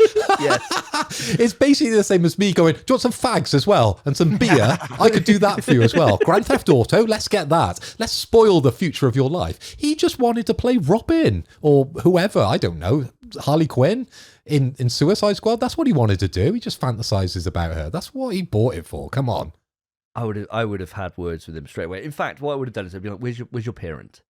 And he'd be like, over there. I'd be like, what the fuck are you doing? I'd be like, what are you? Come here. Take him into the corner. Parent goes over, falls over. All right, mate, what's this all about? Your fucking kid, your little snot-nosed kid, is about to make one of the worst video game decisions. He'll be running a podcast in 15 years' time, and he'll mention that moment that he went in there and could have picked any of these other games, and he picked this. I had this for Dark Sector. Don't make your kid go through what I did. This is on you. Your lack of knowledge is going to kill this kid off. He's going to spend 60 hours in this game because it's the only game he'll get this year until his fucking birthday. And it's going to be this shit game when he could be playing anything else. Don't do it. And Dad would have been like, okay, mate. All right, what do you recommend? Dead Space Remake. It's really good. That would stick with the kid for years. It may haunt him. It may need therapy. But fuck, it's a great game. It's wild. Oh, but yeah, I'm taking it off a little bit. Let's move this on, shall we? Spence, back round to you for your number 2. Okay. Sorry, I don't mean to bother you if you're busy, but I've been looking for this all day. Can you help me? Bang. How's that? He held his Quick phone news. up for the audio listeners there. I What held was my supposed- phone up with the keypad open, waiting for someone to enter their number. Get digits. I've been looking for it all day. And I they found it. dial 999. Help! Help! It's Then happened I'm in again. trouble. It's happened again.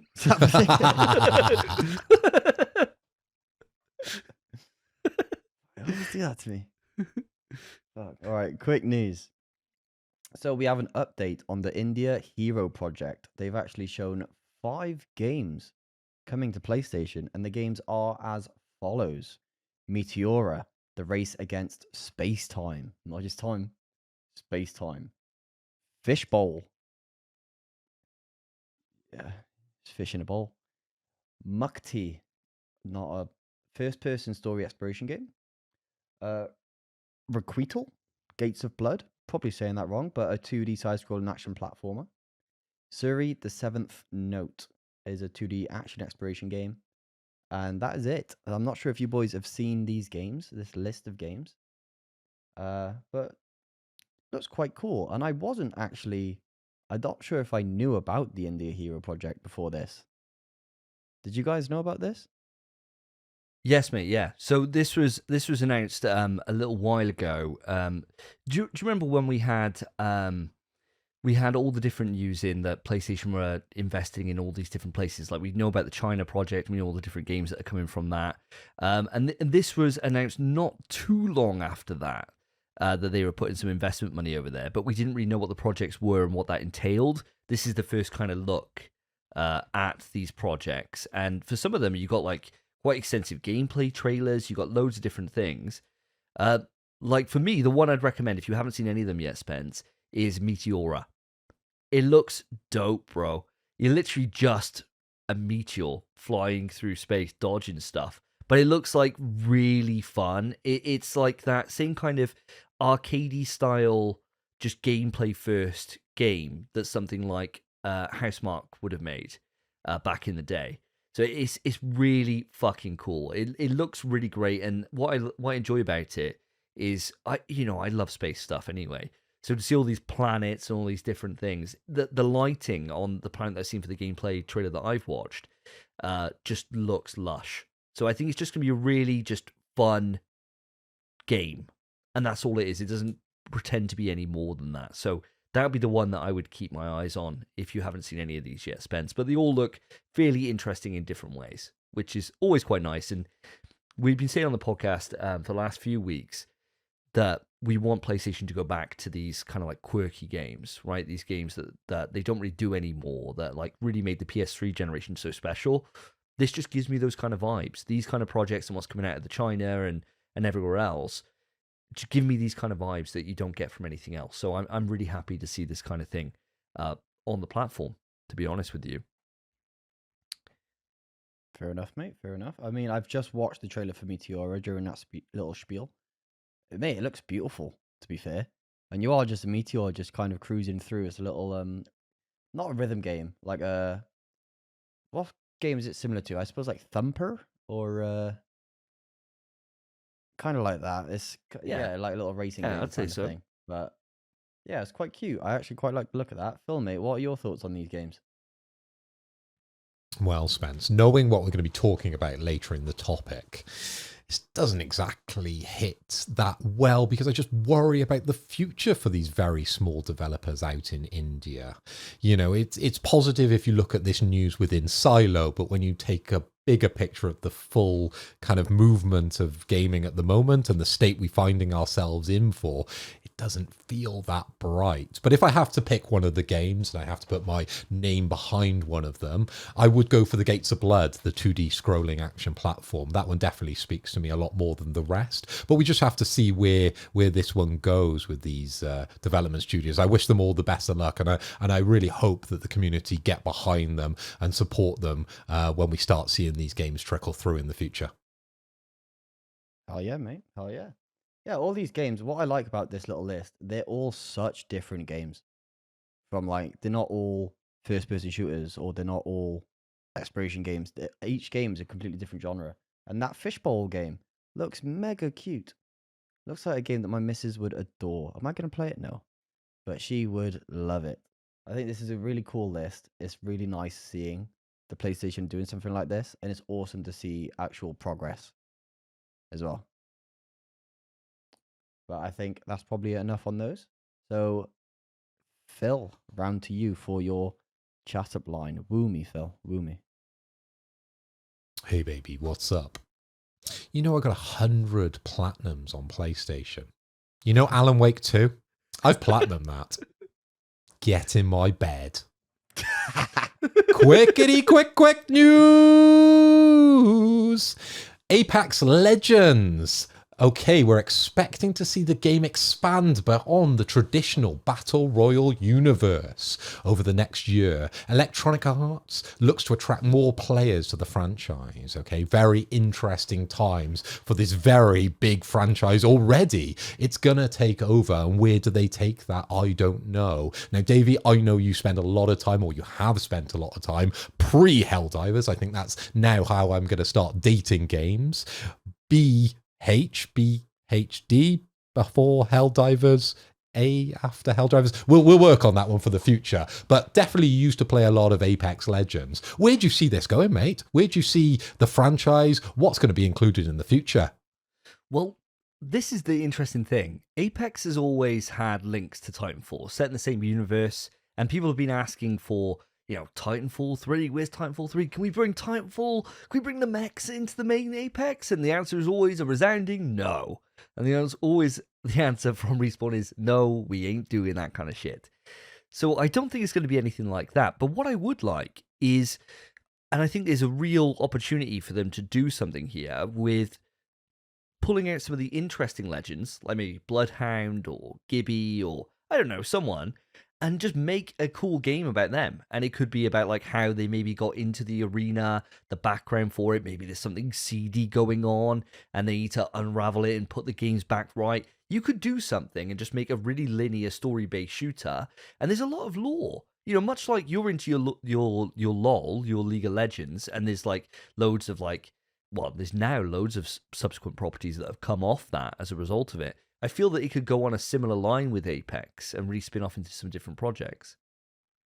I was just about to draw that comparison where you've got this monolith of a game that's ultimately popular, but only popular with one subset of people, right? Sells gangbusters, but how do you open up more markets? Well, the answer is that you move away from what it's known for and use those characters in sort of different types of games, different genres, like League of Legends are doing. So I think it's perfectly set up because there's a wealth of characters within Apex Legends that they can really dig into. And I don't agree that they need to be first persons. They could be anything, you know, as long as they use the IP correctly and we've got the right developers on board to create these sort of smaller offerings to the wider community. I could see this doing very well.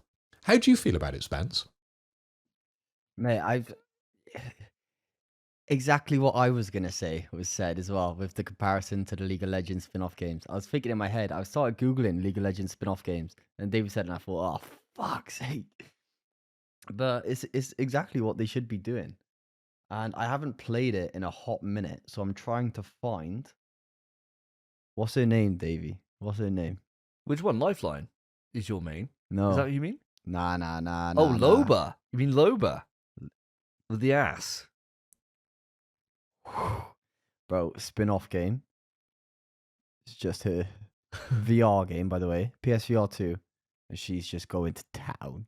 Ugh. Well, it's just a porn game. Just a porn game. That would definitely be Yeah. a different audience, wouldn't it?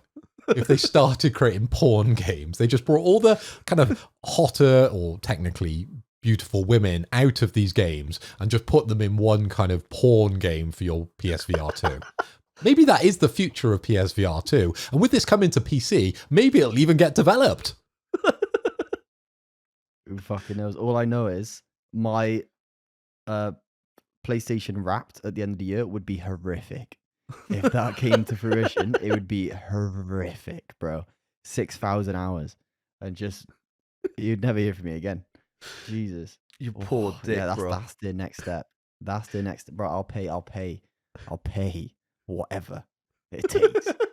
That is, oof.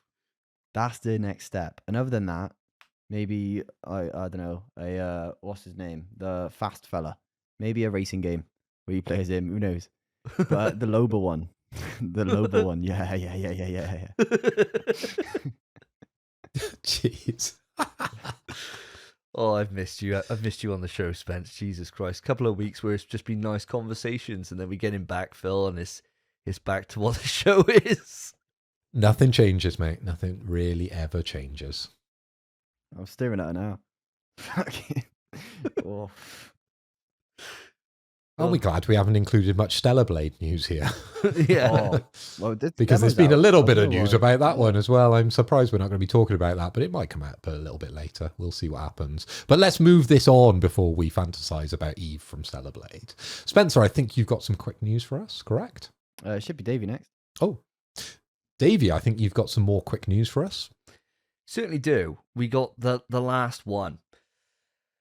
And I don't really feel like I should do one for this. So I'm going to do the news, and then I'm going to do my chat line after, if that's all right, guys, because this news is pretty bad, all right? So, in fact, this news really fucking got me, to be honest. So this is really just, I just wanted to put this in here, just to say, for those that don't know, like my username on PlayStation and on my YouTube channel, it's all SSJ Davey, and the reason why it's SSJ is because it stands for Super Saiyan, Super Saiyajin. I'm a huge Dragon Ball fan, like absolutely monstrously, massively influential on my entire life, to be honest. And so we had sad news a couple of days ago that Akira Toriyama sadly passed away on the 1st of March due to acute subdural hepatoma. Sadly passed away on the 1st of March. It's just awful news. And I mean, there's the influence this man had on not just anime and not just, Western culture, and especially for our generation growing up. Dragon Ball is such a huge gateway drug to the rest of anime overall, and it's something that's just, its influence is just global. It's crossed over to every single medium, and there's been some like incredible PlayStation games that have got the Dragon Ball license, but its influence is just fucking so deep rooted into pop culture that this really got me. So I want to just say here, this is a really fucking dark day. It's just sad to see one of your legends go out, especially so young. It's really sad. I mean, how did this news impact you guys? Were you rocked by it, same as me? I mean, you see a sad celebrity death all the time, and usually it's it's just like someone that was in a film that you loved or something. This guy did so much. You got to think: Blue Dragon, Chrono Trigger, Dragon Quest, Dragon Ball, and those characters are so sick. Everyone idolizes those characters, and everyone wanted to be a Super Saiyan when they were a kid. He gave people that kind of hope. It's I think, one of the saddest deaths I think I've heard, and it's not one I would have even contemplated. I never would have thought about it until it happened, and I found out. It's truly, truly sad, and it makes me wonder what it means for the future as well of everything he's worked on, and what they're going to do with him, obviously not being involved anymore. Yeah, and I've only just got to echo those thoughts, really, that Mr. Dragon Ball, he had a big sort of impact, I suppose, across my life. Davey, you got me into it. I remember borrowing your DVDs back in the day, which you had neatly displayed over your TV at your parents' house, and then sort of moved me into sort of wanting and owning my own Dragon Ball set of DVDs, and then expanding my knowledge when it comes to sort of the manga and everything else that sort of got into it. It really got me and supercharged, I suppose, my passion for sort of anime. But I know he was doing great work all the way up to Super. He was sort of involved with everything to do with that franchise. So yeah, I'm not overly sort of hopeful for maybe where this leaves the franchise in the future, but we'll just have to wait and see. But very sad times to sort of hear the passing of a true great. It really is. And I feel like, as much as I don't want to do it because it feels disrespectful, I am going to do a chat up line, and I'm going to do one. I'm going to do a Dragon Ball Z-esque one. All right, so see how this goes. Girl, you're looking gorgeous. And I'm not just saying it, I'm super saying it. What do you think of that? Jeez. I was not going to lie, I was chuffed. I was chuffed to fucking bits of that. Did you come up with that yourself? Yeah. Yeah. It doesn't show. I was chuffed for that. Spence, you look like you're enjoying it. Bro, I'd be on your dick. I'd be there, mate. Yes, take me home. I wouldn't even need to be drunk. Line like that, I'm super saying it. Oh, I literally, after I said, oh, yeah, Esther Davey, Super Saiyan, I was thinking, Super Saiyan. I could use this.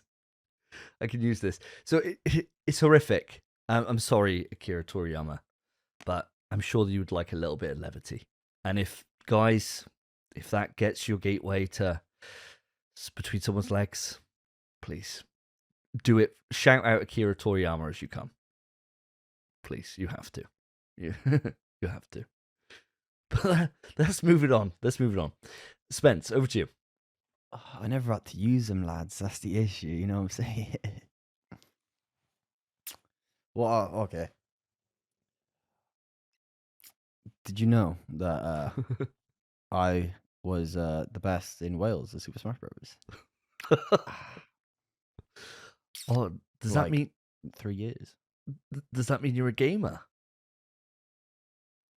Oh, all I'm saying is, come yard, show you what these hands can really do. Oh, Saying, I was thinking when you were saying it, you could say, you're saying, so I can push your buttons. Oh, it's good. It's a good opener. That it's a good opener. That I'm sure you've been smashed before, but me, super smashed. And if you want, I'll bring in my bros. Keep going, Spence. This is brilliant. Quick news. All right. What a game. So, we have a bit of a strange one for the next one, lads. Game Scent has been announced by Game Scent AI. So, what this is sophisticated AI that releases real scents alongside your gameplay, including the smells of gunfire, explosions, racing, don't know how that's a smell, storm, forest, and you can get DLC smells of napalm, human exertion, ocean, and golf course. I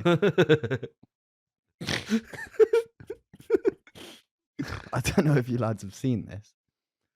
It's atrocious.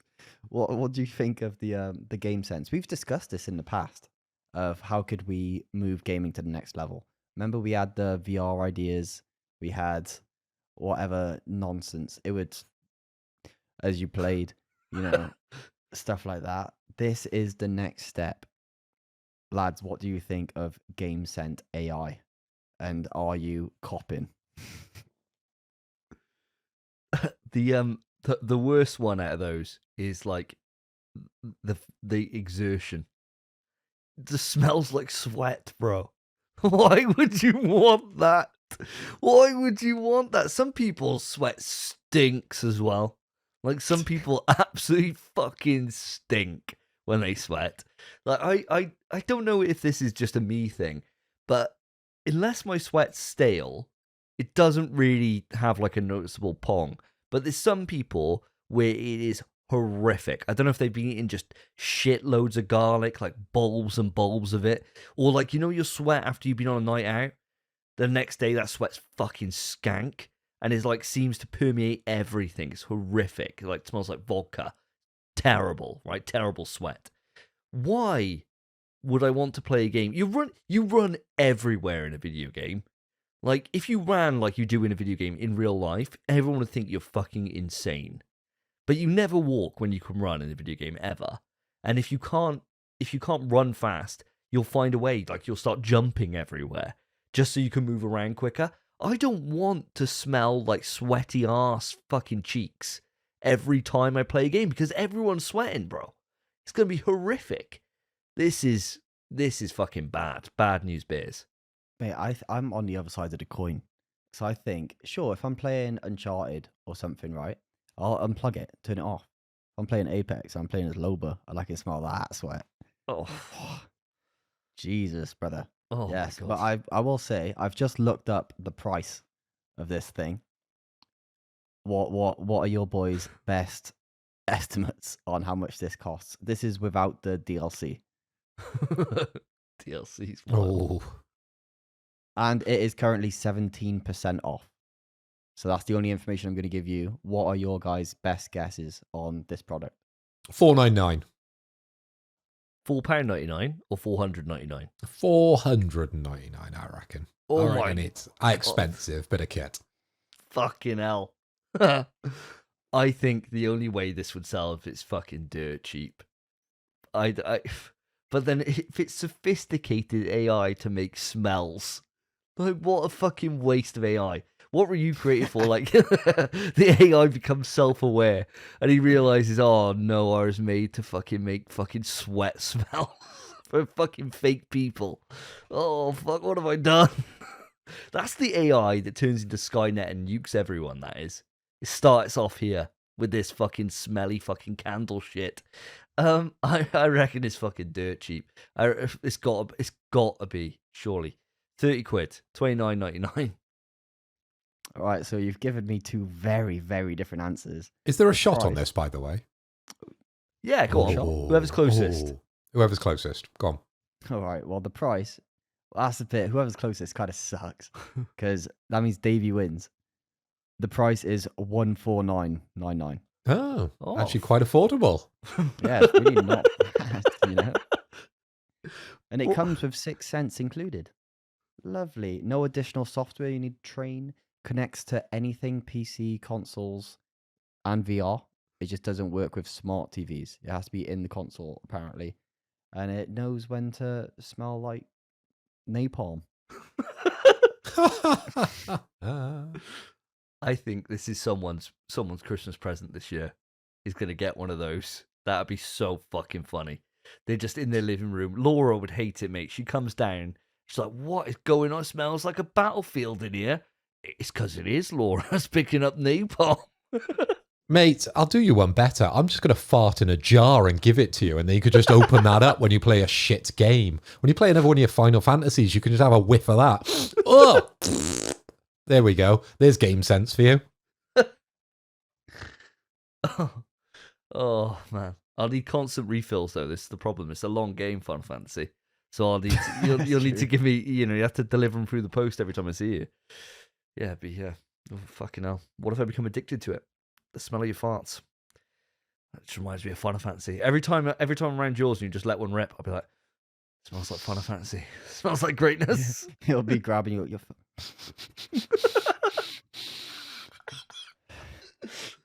Fuck's sake. Phil's just trying to sleep.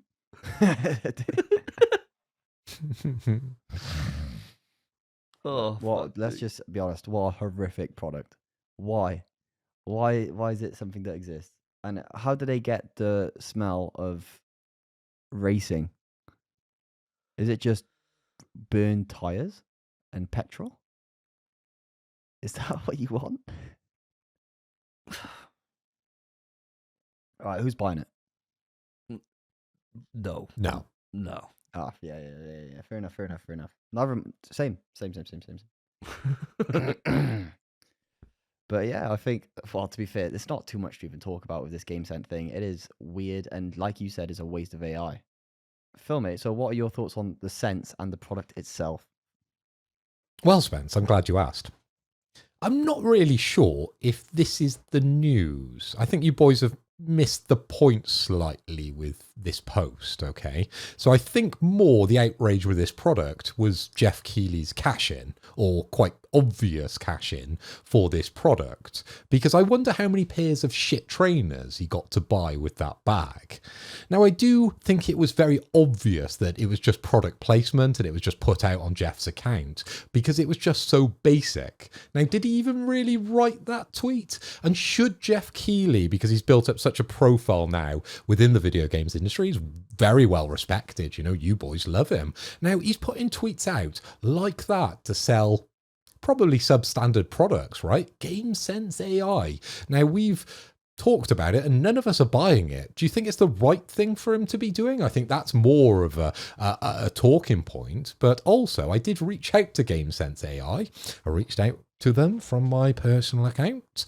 I liked it from the podcast account, sent them a little DM and said, you know, you could send us a bit of product and we could test it live on the podcast. Do you know what they said? Nothing. I bet they said Get nothing. stuffed. Correct. So, yeah, let's not give them any more free PR. But if you guys have got any sort of feedback or, you know, chat when it comes to Jeff Keighley's clear cash-in, I'd love to hear that. So I don't think it is a cash-in. I think he's just interested in what you could do with gaming. I mean, it's probably a cash-in, let's be honest. But I think he's just interested in this kind of stuff. He's like, this is how gaming changes. Imagine what Kojima could do with a GameSense AI. Imagine where he could place the smells in his game. So you're playing Metal Gear 3. Well, Kojima's not doing that. But you're playing Metal Gear 3 in the forest, and that forest smells about, and you're immersed. You're in your VR picture mode. And then you get racing. I don't know. Don't know where I'm going with this, boys. It's not a good product. I don't know what Jeff's thinking. I think tell you what, next time we see Jeff, you know, sometimes he does like a Discord call or something. You can see him in his room. If we see one of these behind him, that's how you know it's a cash in. And that's when we'll find out. But yeah, it probably is. Davey, mate, go on. It's just wild. I mean, it's not out of the realms of like total insanity because people are doing this all the time. You know, like anytime there is a terrible game launched, there's always someone on there who seems to be saying it's the best thing since sliced bread. Oh, lo and behold, it's been provided by the company, right? Like all this stuff happens all the time. And I think, you know, fair enough, Jeff, if you want to get your bag, get your bag. It's not something that I will be partaking in. If they sent me a GameSense and they said, look, you got to promote this, would I promote it? Fuck yeah, I would. I'd have it as the sponsor of my next 5 YouTube videos. Why the hell not? I really like the smell of forest as I play Tekken and I fight on the forest stage. You know, whatever. I'd say whatever bollocks if they pay me enough for it. So Jeff, you get your bag, mate. Will I be joining you? Fuck no. You go on your own with this. And the more that we see this Game Centers stuff, in fact, I'm going to go a little bit further with this. Somebody out there, look in the mirror. Because you've been buying these scented fucking candles that gives these companies the idea to do this. We saw the candles for Shadow Moses, and even I said, no, I'm not going to get Shadow Moses aftershave. I'm not going to smell like a fucking disused nuclear warhead facility that Solid Snake sneaks through. I'm not going to do it. Someone out there, some fucking nerd, bought that shit. And enough of them for a company to think this is fucking great. There's a market here for us. So one of you, or many of you, has to look in the fucking mirror, all right? And take fucking ownership for what you've done. Because now the rest of us have to report on this. Sort it out. Get some fucking parental guidance. Somebody should have pulled you aside when you were 10 in CX, and you wouldn't have gone down the path that you've gone down now. Scum, the lot of you. Damn, fair enough, man. I mean, for one, first of all, you're taking 10-year-olds and stopping them from buying Suicide Squad. And now you're talking to more 10-year-olds. You're talking to too many 10-year-olds for one. Yeah. Now you're talking to 10-year-olds and saying, oh, about games and AI. Oh my God. Lads, do you want to move on? Yeah. Yeah. What a stupid topic of conversation. All right, Phil, over to you for, I believe, the final bit of quick news. Yes, indeed. This is my final quick news, my final chat-up line of tonight. So if I haven't won you over so far, I've got one more crack at it. So here goes. How you doing? It's an obvious one. Do you know who I am? I'm a pretty big deal around these parts. You know I'm on a podcast, 200 subs, and you could be the very next one. Know what I'm saying? Quick news. Okay, guys, I've got some charts for you that I'm going to run through. Well, I'm just going to cherry pick the best parts of it. I've got the PlayStation 5 charts for February. I alluded to these facts earlier when we were talking about Suicide Kills the Justice League, but I'm not going to go that far down the list, at least not that far down the list on the EU side of things, because that came in at number 8. But topping our EU list is obviously Helldivers 2. Number 2 is Final Fantasy Rebirth. Number 3, EA Sports, FC24. Then we've got Tomb Raider 1, 2, and 3 remastered, and that's, of course, starring Lara Croft. And then, still, Grand Theft Auto 5. What the fuck? That's the top 5 for EU. And then over on the US, of course, Helldivers is doing bank over there as well. Rebirth is second. Suicide Squad somehow got into number 3. Madden NFL number 4. And then NBA number 5. So congratulations to those games. Now, lads, you have access to the full list for February. Is there anything specifically that sticks out to you outside Helldivers? Just absolutely sweeping. Spencer, I'm going to come over to you first. Well, the only thing I'm seeing that is disappointing me is that at number 7 in EU, there's Skull and Bones. What are people thinking? Absolutely horrific. Tekken 8 is so low compared to those. Hogwarts Legacy's still kicking about.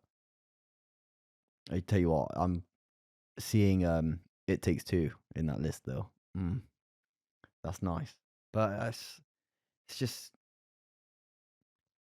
just further proves what I always think, which is some people are just casuals, man. Like, FIFA so high. GTA 5 still kicking somehow. I mean, I'm sure it got a resurgence as well after they announced GTA 6. It was probably still bouncing off that resurgence. I mean, I started playing GTA 5 again. But it's just not a great list. It's just, other than the top 2, I'm like, oh, this list is a bit gash. Like, all the way through. Top 2 is phenomenal. The rest is like, nah. Not sure if you guys feel the same about that. Yeah, definitely. And no, definitely got to echo what you're saying there, in the sense that the games that we very much put on that pedestal within our podcast generally aren't the sort of mass adopted games, I suppose, outside Helldivers and for Davey Final Fantasy on that list, because there's some atrocious games in that long list for February that I would not touch. But I guess it just shows that video game is such a broad market, and there's games out there for everybody, and there's Suicide Squad for that one boy in CAX. Davey, what are you thinking on this list? Is there anything that sticks out to you? Yeah, I think this list's a fucking tragedy, to be honest with you. Especially on the EU front. The EU front's just fucking awful. Like, to have GTA 5 that high, all it's showing to me, right, and I could be wrong on this assessment, but my heart is telling me this, that I reckon there's a massive drop-off from number 2, all the rest down. I reckon, like, FIFA coming in number 3, maybe that's quite high. Everything after that, I reckon, is way lower in terms of sales.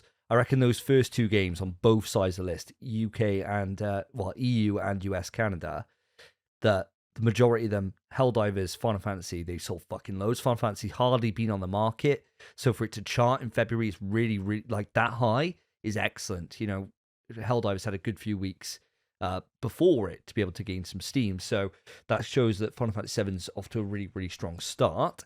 But yeah, the rest of this is fucking awful. I will point out one thing on the US list that I was really chuffed to see, and that Specific Drive is quite low on the list. It's coming in at like number 17 or whatever.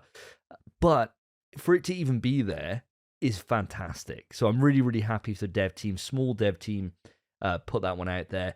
And Poppy Playtime to be in there. Obviously, the game is, was huge on PC. It's had like a massive adoption rate across like, really popular streamers like Markiplier and all those guys who love that game. But that was many, many years ago. So to see that come over to the console and it still get a big push is really quite nice. I'm really happy for those guys. But everyone else still buying GTA, buying fucking Skull and Bones. Sort your fucking life out. Just sort it out. Take a look in the mirror and just fucking put your head through it. Just end it. Just end it right now. Because you obviously cannot see fucking danger. So you might as well just walk out into traffic. I'm sure it'll be alright. Because you're literally doing the same fucking thing, buying these shit games. How you can read the tea leaves and come up with that being good and worth your money is fucking wild to me. And those type of people, I think, just shouldn't reproduce. Just stop. Your bloodline should end. Because that to me is a warning sign for humanity. The next generation is fucked if one of the people that bought that breeds. Wild to me. Absolutely wild. I think it just shows that more people need to start listening to our podcast, because we'll start championing games that people should be playing, because games like Hogwarts Legacy, games like GTA, the length of time it's been out, we're not talking about these games. We're not talking about FIFA, or maybe we should because it came in at number 3. Maybe we should do a whole episode on just these mass adoption games and see what we can get. I think I mentioned it a few episodes ago previously, but every time I see these facts, it's becoming a more viable route, actually. We might just bend over and just let the world fuck us. How about that, boys? Should we just do that? We'll all bend over in a row. Boom, boom, boom. FIFA, fucking Fortnite, and COD in the arse. Yeah. Chuck it right out there, mate. Chuck in a bit of Madden as well. Maybe you and me can learn the rules of American football then, Phil. Maybe we'll actually have something to say on the next time the Super Bowl comes around. Well, I've actually learned quite a lot from the comments that were put on that video. I had a guy explaining it all to me. So, yeah, thanks for that. I appreciate that. It shows that we have an American audience. So, howdy. Because that's how they greet each other out in America, I've heard. Sure they do. But that brings us on to the end of quick news, and I haven't done this in a while, but it's about time that we tot up the scores, lads. We want to boost the winner, and then we want to punch down on the worst of tonight for their chat up line. I'm going to go over to you, Spence, and I want you to champion your favourite of tonight. What made you chuckle, and what got you into bed the quickest? I know what the best one was right away. I'm Super Saiyan it. That's fire. It worked. It worked. I was aroused for a moment. And that's all you need is that 1 second. It worked, mate. Well done. Well done, Davey. You deserve that dub for that one. Thank you. Obviously, Davey, that holds no value outside increasing the size of your ego. So I'll echo Spencer's thoughts. That was the one that made me chuckle as well. So I'm super saying it too, that you are the winner of tonight. Congratulations. Now on to the losers of tonight, the punching down. Spencer, who is your worst of tonight? Which was the one you rolled your eyes the hardest on? See, it's hard to say a worst one because you guys mostly just did what we actually do. You just go out with fake pseudonyms and just walk up being like, oh yeah, just flew in. Did we fuck? Drove up from Wales all the way to Birmingham and just lied to you. But it's hard to say. I think I don't know if that's the truth, Spence. I don't know what he's on about. Do you, Davey? No, I never heard. No, never said my name was Gillette Jones on a night out just to have a laugh with people. Never. And you've never been Vic Vinegar and me, Hugh Honey, on a night out ever. Definitely not. It's horrific. I think. Don't try looking us up on Facebook because we don't exist. They've tried. No, but Google them. They'll show up somewhere. They've planted seeds.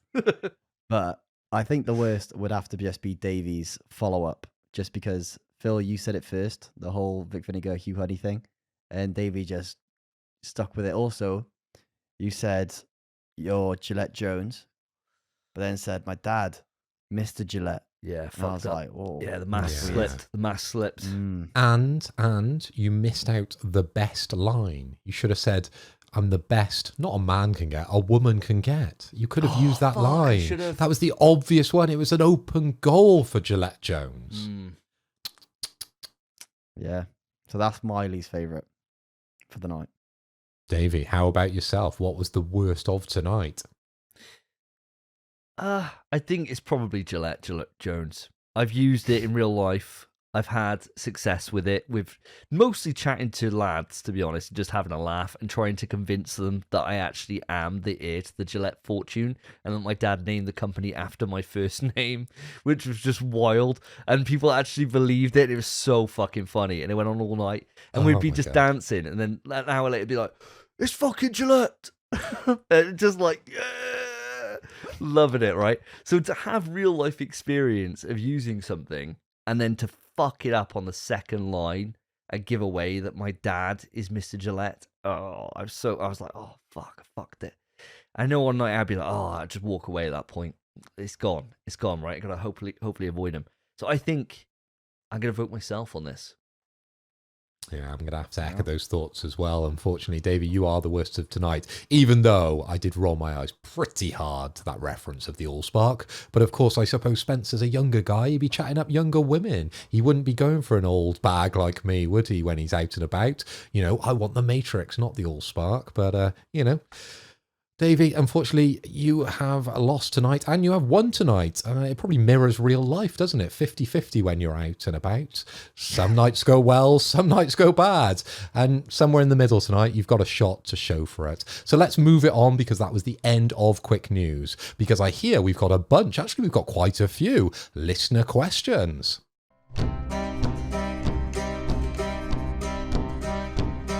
There once was a show some time ago that asked 4 questions every fortnight or so. It became so rare they weren't prepared to have a versatile rhyme. Oh God, I'm scrambling now to get a word that rhymes, so how can I wrap this up? I'll take this mail and go. And here we are at the questions, and my God, we've got not 1, not 2, but 3 questions to go through today, guys. Loads of stuff. But first off, the elephant in the room. Audience, you may be thinking you've joined a Cher concert because we've all gone through a costume change. No, that's not the case. We had to stop the recording where we did and pick it back up a couple of days later. All of us have gone cap heavy today. I'm not sure why, but I'm liking it, guys. It's a nice little different look for us. I appreciate it. Phil rocking the Fred Durst red. Spence wearing one like as if he's a fisherman. I appreciate that as well. And myself wearing a Last of Us hat. So it is what it is. Can't hide the nerd in me. Let's get into it then, guys. So our first question of this evening is from No Fate. So No Fate reached out to us and he said, the PS4 saw a bounce of PS1 classics remade with high praises. With this in mind, what PS2 classic would you like to see remade for PS5? Now, before I throw it over to you guys, worth saying on here, you can't do a little shit out here and mention something like, I don't know, Shadow of the Colossus, which has already been remade, or Metal Gear Solid 3, or Silent Hill 2, because they're already in the works. So I want to hear what game you want to see remade. And let's stick this to 1 if we can, but if you've really got a couple more, maybe stretch it to 2. But let's kick this off. Spence, going to come across to you first. I don't know if you were alive for the PS2 generation or not, so it'd be interesting to hear what you have to say about this. That's crazy. I was definitely alive, mate. There's one game that jumps out at me, I think, and that game probably jumps out to a lot of people. And I think there was rumors about it a while ago. I think some random people made a little test video for it. And that's Bully. We've talked about it in the past. Why is Bully not back? We want Bully 2. We want a remake. Rockstar don't miss, except for with the trilogy remake, but ignore that. They wouldn't miss with this, I'm sure. and it'd be good. And then there's a PS1 game I'd like as well, but we'll get to that if we get there. But Bully is what I'm saying for the moment. That's what I'd love to see. That's a real strong choice. And you're right, yeah, we did discuss that a while ago, didn't we, on the podcast?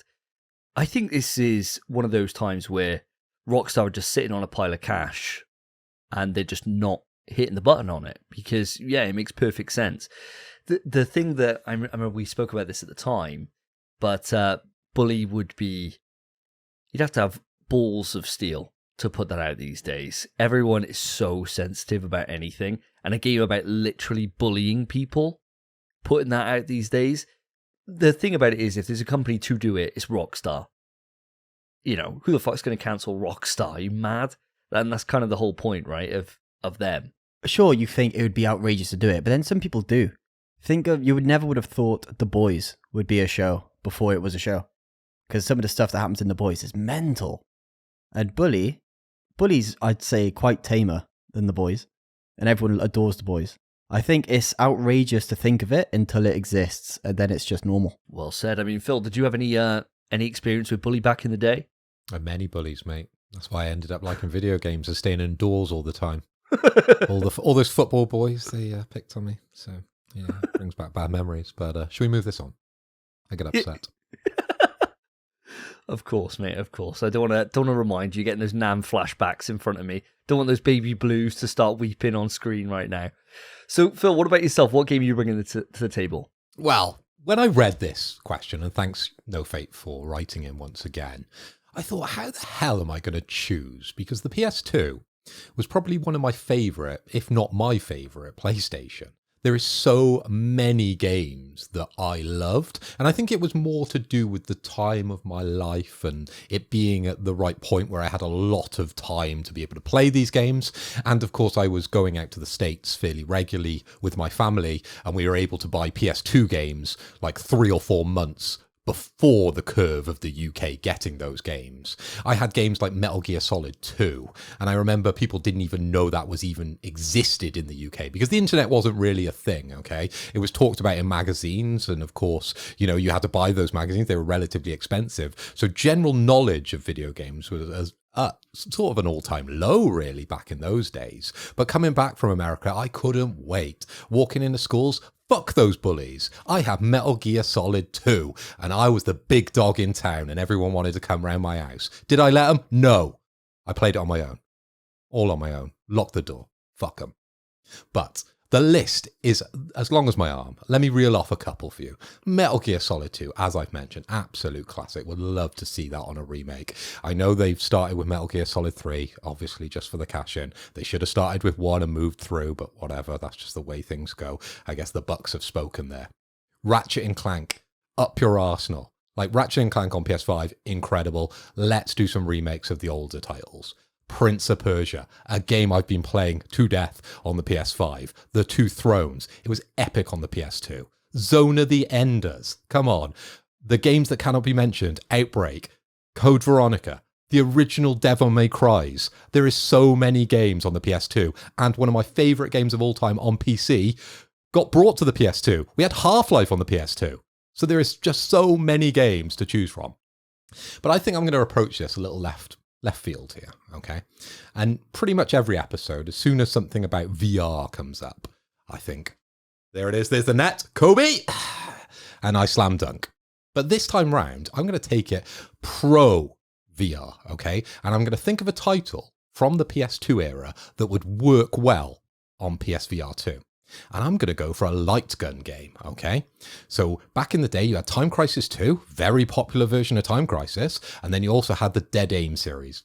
Probably won't talk too much about those because they were terrible. I personally loved them because I loved light gun games back in the day. They were always a party piece for when people came around my house, get the gun out, big CRT. Used to love that back in the day, but maybe not Dead Aim. So I'm going to go with Time Crisis 2 as my pick here, because I would love to see the resurgence now come back of light gun games. And I think VR is the perfect platform to like host that on, rather than then sell, you know, light gun peripherals or go back to those, what were they called? Move toy things that you bought? Yeah. They were ridiculous. So let's not go back there. Let's just do something with the PSVR 2. Now, I know I did a little research actually.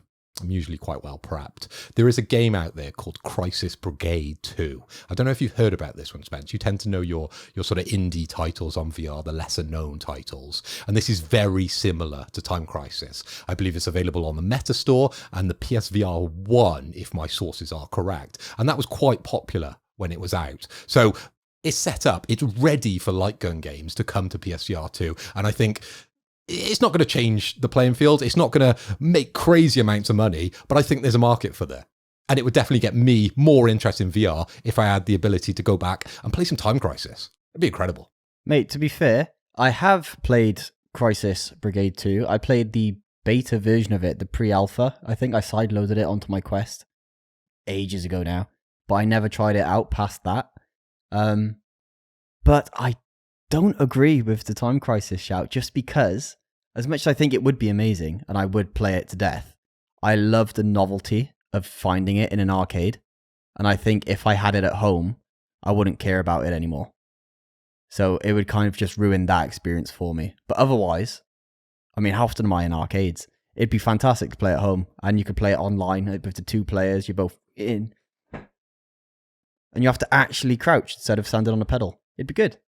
Davey always talks about integrating, the aspects of VR into the game. And you've hit the nail on the head there. You could do the physical reload with the VR, couldn't you? And then you could actually duck in the game if those sensors be able to pick that up. I'm assuming they could. But all those kind of things could be brought in and sort of elevate the aspects or the interaction, I suppose, when it comes to Time Crisis 2. Because before, it was pretty much shoot at a big TV and the hitboxes were quite large, and then you had one button on the gun, if I remember rightly, to sort of duck. I think that was the interaction you pretty much had, or you shot off screen to reload and you had the button to duck. I think that's all you had on Time Crisis 2. But you could really elevate that now with all the different things you've got on PSVR 2.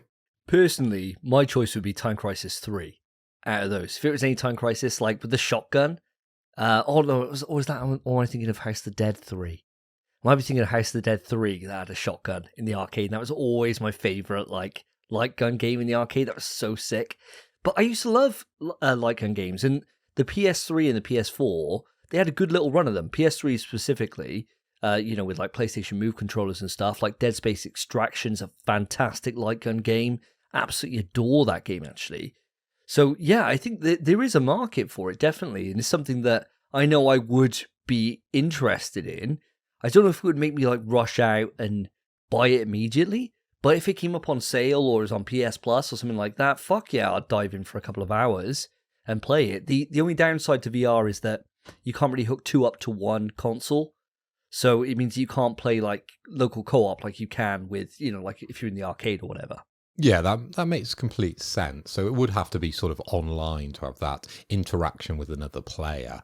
But I think it would appeal to that aging market that we have on PlayStation, the people that are sort of time poor, but actually money rich. So they can go out and they can buy those PlayStation VR headsets and dive back into the past of light gun games and that nostalgia hit that you would get from playing in the arcade or playing on your PSVR 2. I think there's something there. And I think, as I said, these are the people that you could sell it to and there would be a market there. 100%, great choice. Absolutely great choice. Well, for me, you guys have come at this with some absolute blinders, right? And for me, there's 2 games that stand out too. And I'm only going to go into one of these in any depth, but let's just put a shout out on here for the game that was supposed to be remade, but then the studio got closed down, and that's Time Splitters. So Time Splitters 2, ideally, or 3. I fuck with both. I love 3, actually. But I know 2's like the kind of fan favourite. I would love that to get remade. I would love that. And I think with like proper online that we have these days, that game would have such a long lease of life. And just playing like Virus or anything like that would just be so much fun to be able to do.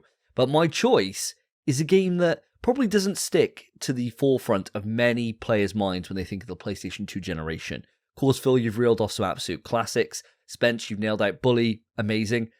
I'm talking all about a game that was done by Midway called PsyOps. Did any of you guys play this?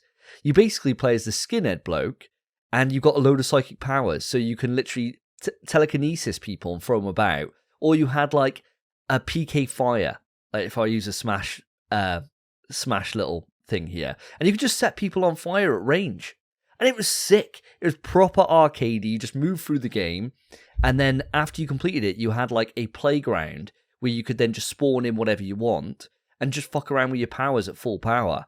And it was just a proper fantasy trip. And there was nothing better and the ragdolling was wild on it, like absolutely insane ragdolls. And so you could just pick somebody up and it would be like living a Jedi fantasy.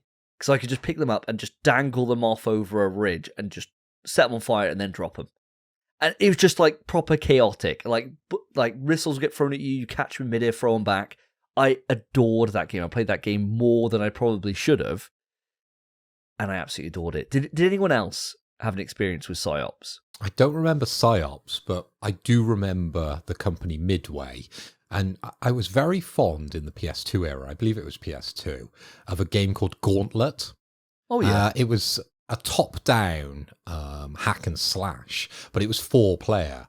And I remember when I was over in the States playing this in Disney Quest around an arcade with 3 other kind of guys all playing this game and absolutely loving it, because I don't know if you know about Disney Quest, but it was just this massive arcade owned by Disney. It's closed now, and you basically just paid an entry fee, and then all the games inside Disney Quest were technically free for you to play. So I remember going in there and playing a lot of Marvel vs. Capcom back in the day, and absolutely loving that. It was all just button smash. I didn't know any combos. I was a kid, right? But Gauntlet, it was just a hack and slash, and I remember dropping in as the archer, and a green archer. That was the stereotype there that you picked. You had like a barbarian. You had someone who could sorceress. I think probably. I'm probably getting a lot of these wrong, but they all tied to colors, and it was 4-player madness. And I remember really loving that game and buying that with a multi-tap for my PS2, so we could play 4-player when we got back to the UK. So that's my only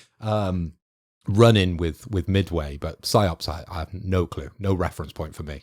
Oh, you gotta get on some PsyOps, mate. What about yourself, Spence? Did you have the pleasure of enjoying some PsyOps? Unfortunately, mate, I don't think I ever had the pleasure, but I do remember the game. So I'm not sure if I did play it or if I just saw it over a mate's house. But the second you said PsyOps, I knew exactly what you're on about. Maybe I've seen a video on it, I'm not sure. But I definitely don't think I owned it. So I don't know. But I remember thinking it was a sick game when I saw it. I think I may even still have it on PS2. Like, my PS2 library is really small because that was in the time frame where I was like trading in games. But I kept a handful of ones that are like really important to me, like Metal Gear Solid 2, Metal Gear Solid 3. And I might have PsyOps down there. In fact, next time you're over, Spence, if I don't have it, I'll buy it. Mate, you'll fucking love it. You'll love it, dude. Proper, like... Deal, mate. Deal. Proper Sith mode moment. It's great. The cover is absolutely epic. I just looked at my stack of games, because I've got all my PS2 games or my PlayStation games behind me, and I definitely don't have it. But I just Googled the cover art, and it is absolutely retro epic heaven. It's just a bald-headed guy, as you said a lot of these games were back in the day, with his hand, like... doing psychic energy and the energy coming out his eye, but he's got a gun in the other hand. Why does he need a gun and psychic powers? It's whatever. Maybe they can explain that within the story if there was any story in it. But I think this is the best part of it. PsyOps. And do you know the title of the game? The Mindgate Conspiracy, I think. Is that right? Correct. The Mindgate Conspiracy.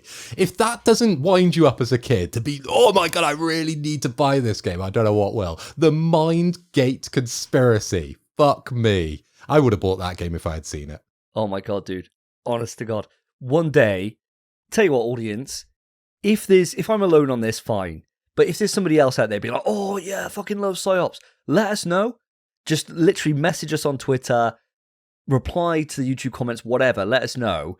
If there's enough people, I'll fucking stream it. I'll stream it and put a full video up for it.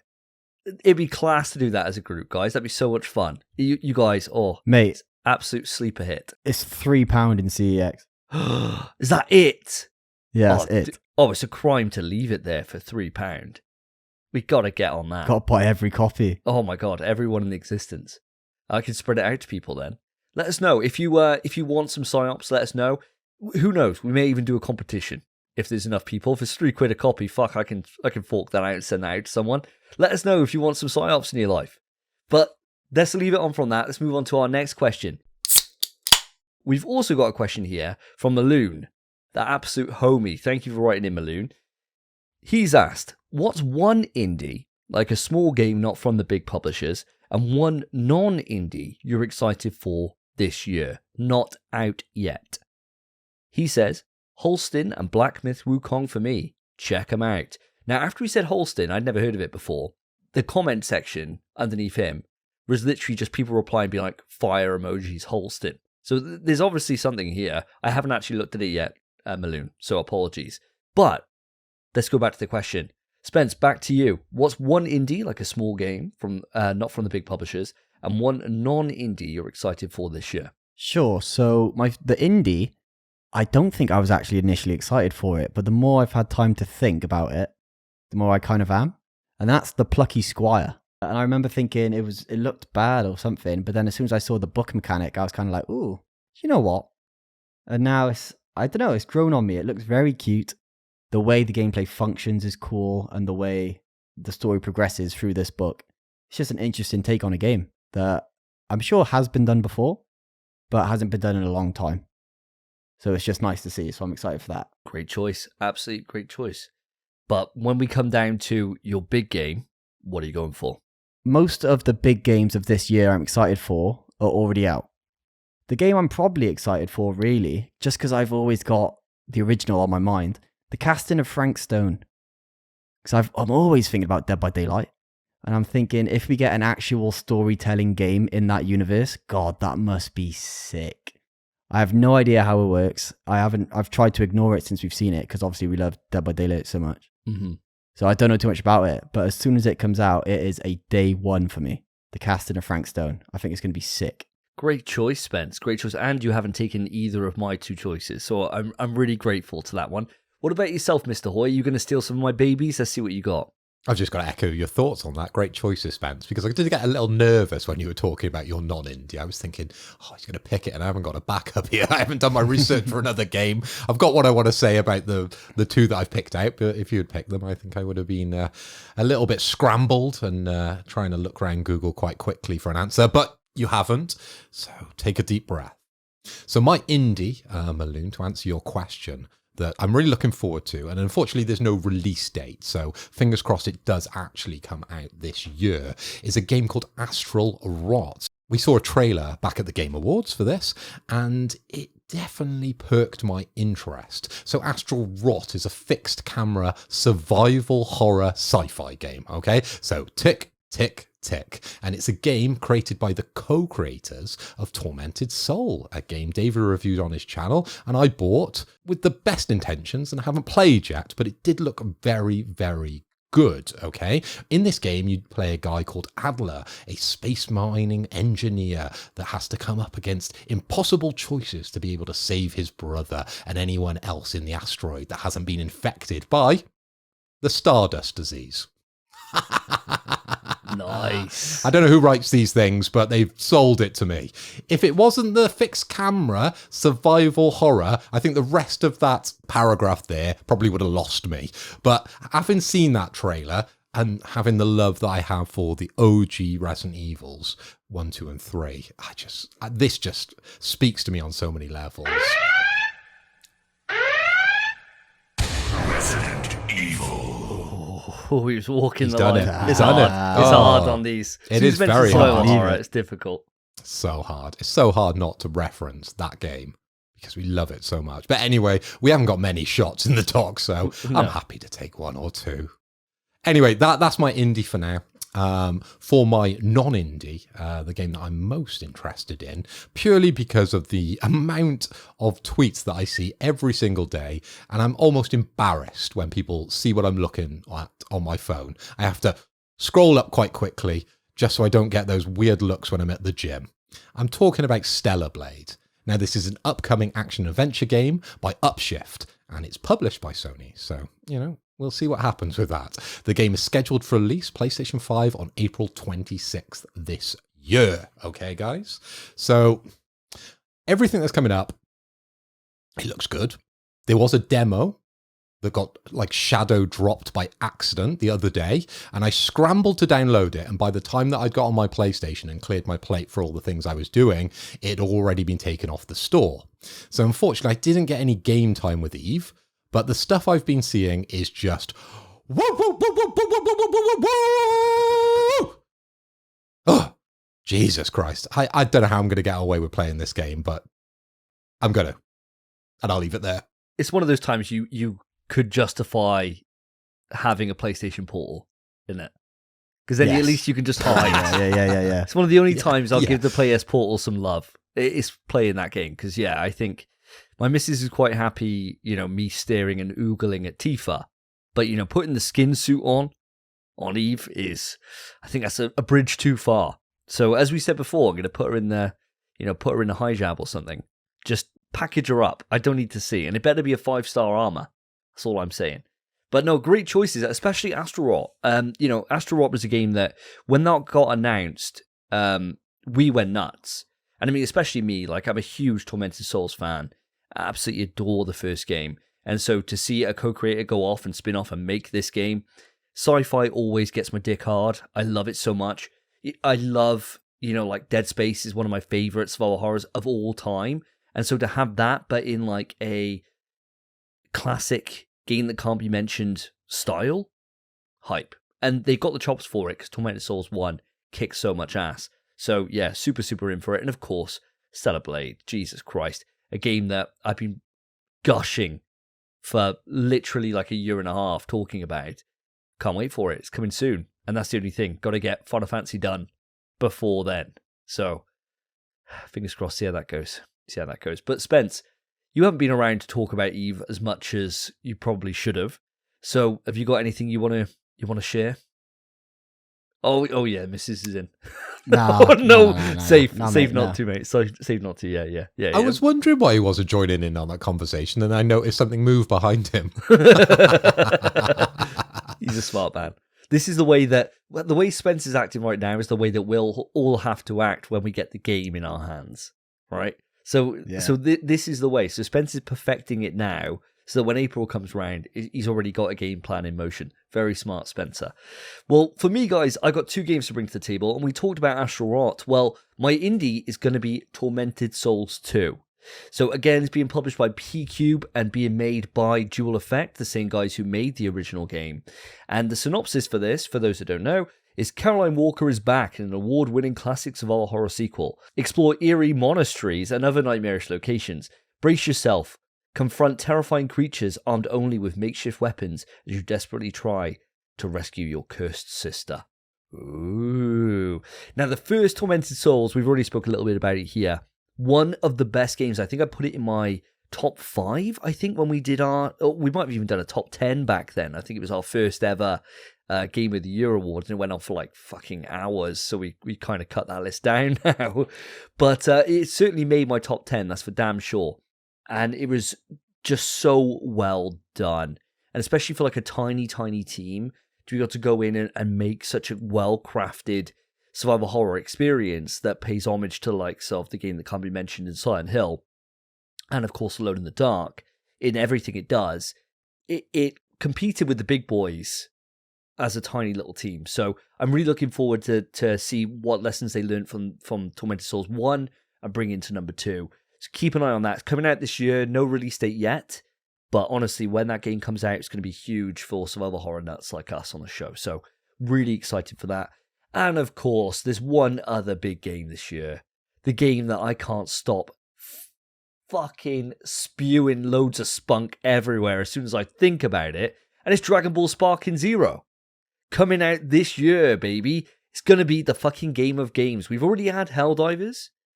That's the only other game this year that could potentially bin off Helldivers for a while, is Sparking Zero. I cannot wait to sit there and burn through so many fucking analog sticks as I try to battle against Spencer, who for some reason was born with the mashing capability like no other man is. So I cannot wait to dive into that game. That is, of course, this year. So another amazing year for video gaming. Of course, rip Akira Toriyama. Guys, any thoughts on my games I brought to the table before we move it on to the final listener question? Did that game not get cut by Bandai Namco's, we're going to cut back the workforce? Is that still on?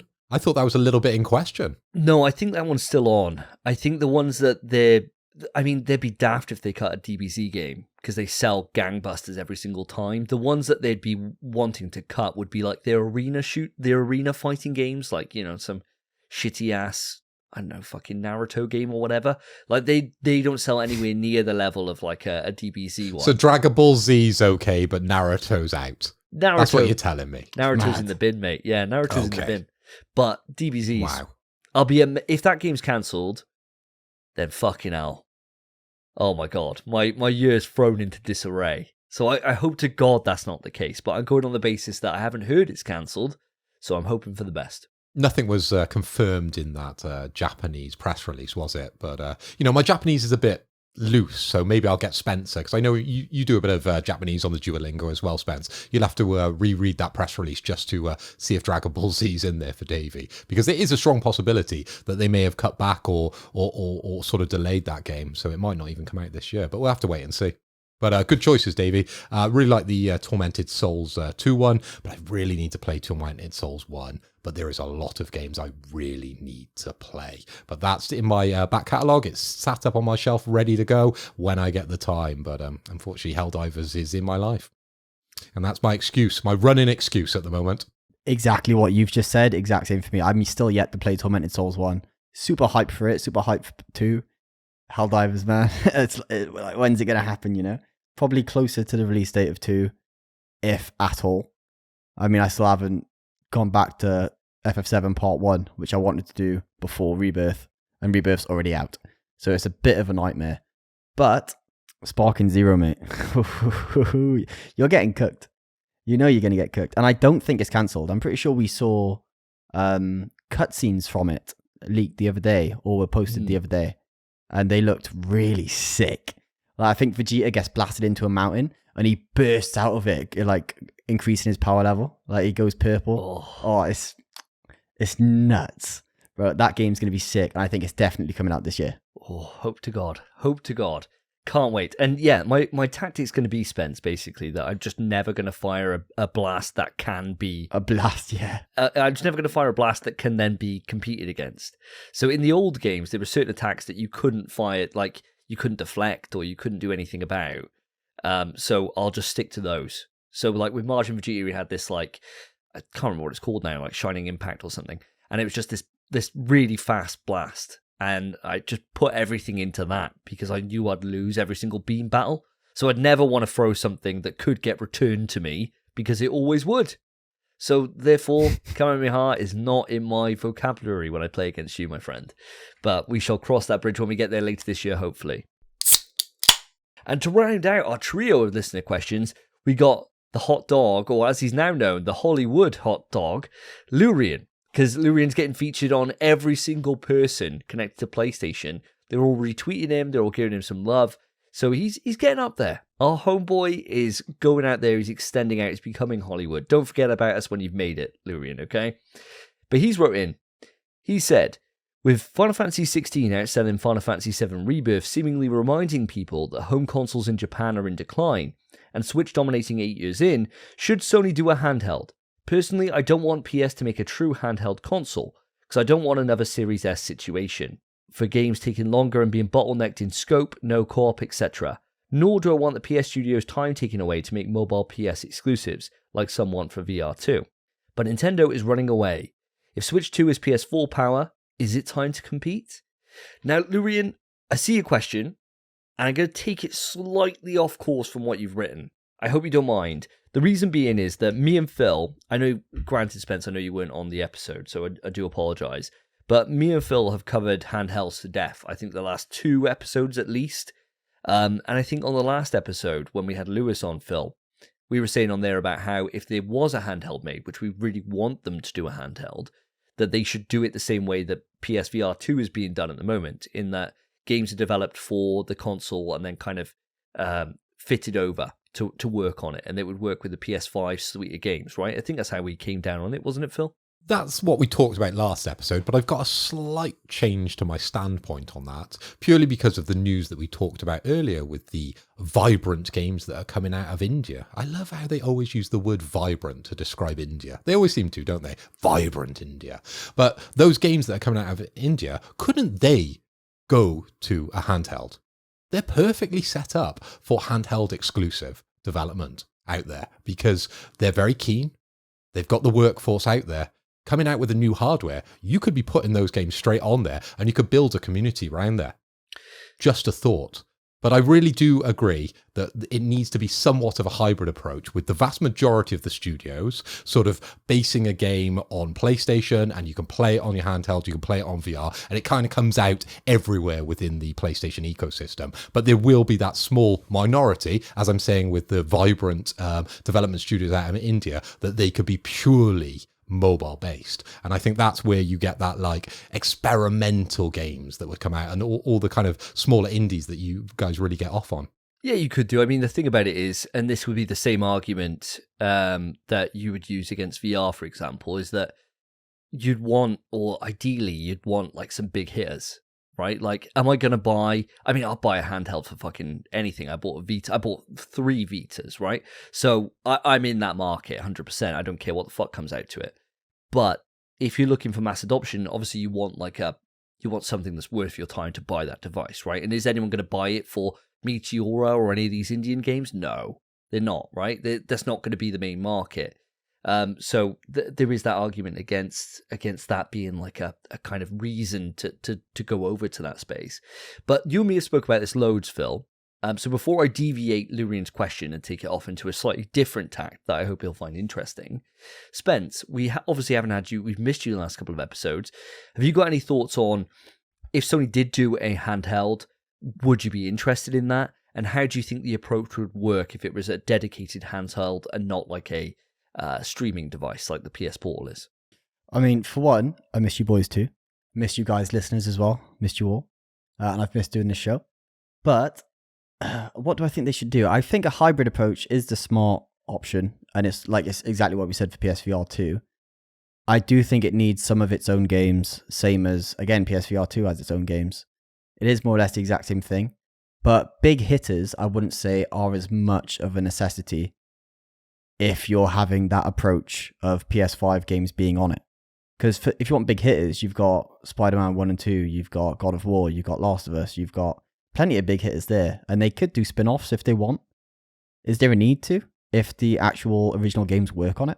I guess it all depends what price point this handheld comes in at, right? If you're promising quality and you're promising heavy hitters, the handheld needs to be, you know, at a good standard, doesn't it? And thus increasing the price. But if you're going to try and hit the lower end of the market, which PlayStation generally doesn't ever focus on, to compete with what maybe Xbox possibly could be doing in the future with this handheld, then you could have these indie games and then, as I'm saying, build a community around that, and then still have sort of that hybrid approach with some games from PlayStation coming over that are PlayStation, you know, certified to be able to play on your mobile device. I think that's probably the best way to do it, but to have a heavy hitter coming into it, it's just going to increase the price. I would rather just have really individual games based around the mobile device and have maybe even a subscription service that goes along with that. So then you just get a wealth of games as opposed to that one game.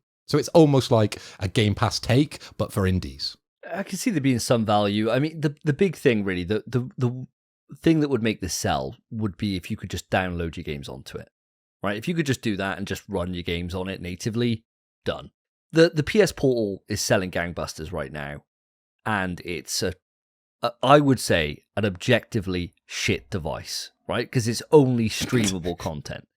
So if it was a case that you could download onto a you can't handheld, say objectively. I you am can't gonna say objectively and then give your point of view. Because that's not objective. All right. Objectively, I think this. That's not objective. Take it to a fucking field. It ain't going to work. Take it anywhere where there's no internet. It's not going to work. Objectively, Davey, I disagree with you. I'm going to take my handheld to the beach. Oh, wait. I can't use it at the beach. I can't use it anywhere I would use a handheld. Can I use it out by the pool? No, because you got no Wi-Fi. It's like the Switch is a handheld. You can take it anywhere you want and it would just work.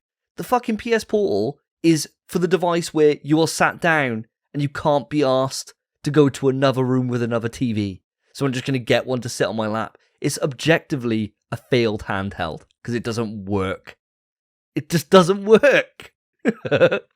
Right, lad, wrong. Okay, for one, I think it's objectively actually quite good, but the issue with it. I love that we're just using objectively now. Oh, this is going to become a thing now It's just on the objectively. PlayStation. Whenever What you it want to is- make a statement, you'll go, objectively, I think this. Objectively, it's not bad. I think it's a fine device, but it's not a case that it's bad. It's just not what people wanted. That's the only issue. No one asked for a streaming portable handset. Everyone wanted a new Vita or a portable version of the PS5. And this is one, but it's just not in the way people asked for, I suppose. I don't know how Sony heard us asking for a Vita and they thought, you know what they want? They want lag. Oh, yes, that'd be good. It's just not what we wanted, but I still think it's a fine device. And the reason it sold gangbusters, they're all on Facebook Marketplace, mate. That's where they are. There's loads of them on there for 300 quid, 250 quid. I wouldn't say it sold exceptionally well. I think scalpers were a bit too eager. And that's where a lot of the sales came from. For anyone coming into the market for a PS Portal, regardless of Davey's objective point of view on this, the PS Portals are now available in the United States. So you could buy one and import one at the moment. I've seen about 3 or 4 different people across my Twitter feed at the moment sort of talking about, potentially buying one and getting that imported. But I know in the UK, it's still very difficult to find one. And that's why the price on marketplaces like eBay or Facebook, they are over the top. And don't even look on StockX. Jesus Christ, the price of them on there. Whoa. But yeah, well, moving away from my factual point of the PlayStation Portal, let's move it back on to what I think we could do with Luren's questions here, right? So he's saying about FF16 outselling FF7 Rebirth, reminding people that home consoles in Japan are in decline and Switch dominating on the back of it, right? So I thought I'd do a little bit of research into this, Luren. It's becoming my thing at the moment.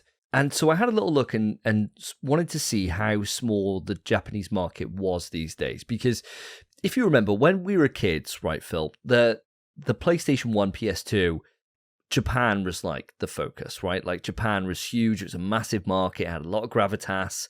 And then as time's gone on, they've gone into more of this kind of mobile-centric. They've really adopted the mobile and handheld spaces for their own. And console sales have never been as high as they were, and certainly not as prevalent. And that's why, like, when you get to PS4 launch, Japan launched the same time as everyone else, if not later, right? They launched later than the US. US was the main market for PS4, same with PS5. It's just the way that they operate now. It's not the main focus. It's certainly not. It's certainly not that big. So I always assumed it was a lot smaller than it was. But I thought I'd dig into it a little bit, and I thought I'd compare it to our market in the UK. Obviously, we're a UK-based podcast. And so it was quite surprising, really, that now these stats were a few years old. In terms of the PS4 sales, I got their lifetime sales as of the end of last year. So the PS4 sold 4.55 million PlayStation 4s in Japan. Now, the PS4 for the UK, as of 2019, so many years behind, was at 7 million. So the UK is a much bigger market than Japan is. So that kind of puts it into scale, really, for how small the Japanese market is. Now, granted, the UK is like one of the top 3 territories for PlayStation in the world, but it goes to show the shift that's happened, the paradigm shift, that the UK's managed to overtake it so much, right? Now, the interesting thing is, and I didn't realize this, and I certainly wouldn't have called this until I looked into it, that the PS5 is actually overtaking the PS4 sales in Japan. I find that insane. That for something that is like they're increasingly moving away from consoles, and they're not buying them to the same gravitas that they were, to the same number that they were years and years ago. But the PS5 has managed to buck that trend and actually overtake it, which is surprising. Now, when you compare the PS5 stats to the Switch, they're getting fucking absolutely gang fucked. It's getting wrecked over there. But that's not too much of a surprise because of their reliance on mobile gaming. Now, where I thought this was interesting, and I think this would be a nice little salient talking point here, is that FF16 outselling FF7 Rebirth over the same period of time. Now, does anyone have any kind of thoughts about what that could be? If we now know that the PS5 console sales are up, and they're doing better than PS4 were at the same time, you would expect it to be a case that FF7 Rebirth would probably be more popular maybe than FF16 because there's more consoles in the market, that kind of thing. than they were when FF16 launched back in June of last year or whenever it was. Anyone got any kind of thoughts they want to bring to the table on to why FF7 Rebirth potentially isn't doing as well as FF16? Well, it's a sequel for one, rather than an anthology. And games that, well, it's a lot easier to hop into a game where you don't need to know everything prior than to hop into a sequel, surely. I've seen people on my friends list playing FF7 Part 1 now because of Rebirth. They just haven't got to it yet. I haven't got to it yet. I haven't bought it yet. So I think it's just a case of people need to play the original. People have been sat on it, and they changed the game. It doesn't finish the way the original did, and a lot of people probably aren't happy with that, and just didn't really fancy playing the sequel, I'd imagine. For me, I think there's something in that, Spence. Like, I remember at the time when I played, I'm a huge Final Fantasy VII fan. It's one of my favorite games of all time. Certainly my second favorite game on PS1. I adore the original so much. And so when Remake came out back on PS4, I loved it. I was so happy all the way through until we got to the final couple of hours. And no spoilers here, but it moves into a very Kingdom Hearts level of story fuckery. And I hated it. I remember I came away from it at the end feeling like as if I'd been really let down by the direction they'd taken it. Now, years go by and I've softened to it. And so now I'm looking at it on the other side of the camp where I'm excited because I don't know what's going to happen. And the story can go any particular way. And it can deviate so much from the original now. And I kind of expect that. So I won't have the negative take that I did. But I can imagine there's probably a subset of people out there that were totally let down, like furious, from Final Fantasy VII Remake's ending, and have chosen not to buy into this. And so I think there is something to that, Spence. I think that with FF16, it's more of an action game than, say, Final Fantasy ever was, so it probably appeals to a bigger demographic. And you got the fact that, as you said, you don't need to have prior knowledge, so you can just jump in and just go into it. I think you've nailed it on the head there. And with the ending of FF7 being divisive, if I want to be nice, because there was a huge amount of backlash at the time, there's probably a subset of people in Japan that feel like, no, this isn't the Final Fantasy VII I wanted. And so they're probably staying away from it.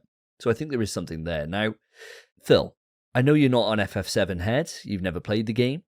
I doubt you have any interest in Final Fantasy VII Rebirth at all. But have you got any thoughts on this? Yeah, it's very difficult for me to comment on this one because I've only got sort of limited knowledge on it. But where I want to take this is what you just touched on there, with Final Fantasy 16 being a pure action game and 7 being that kind of mix, I suppose, of action and then strategy. But it's a long known and long respected title, where 16 is something new and exciting. Of course, we got a demo for 16, and I think, that got a lot of people really hyped about it. It was across all the shows that we were watching. It had a big media push like both of them did, but that action within 16, I think it was just more appetizing for a wider demographic, I think, and easier to get into. And I think I've just got to agree with a lot of the points you boys been making, because ultimately I'm no expert in this area, but I think it's definitely down more so to it being a more accessible game, purely because you could jump in, hack and slash away,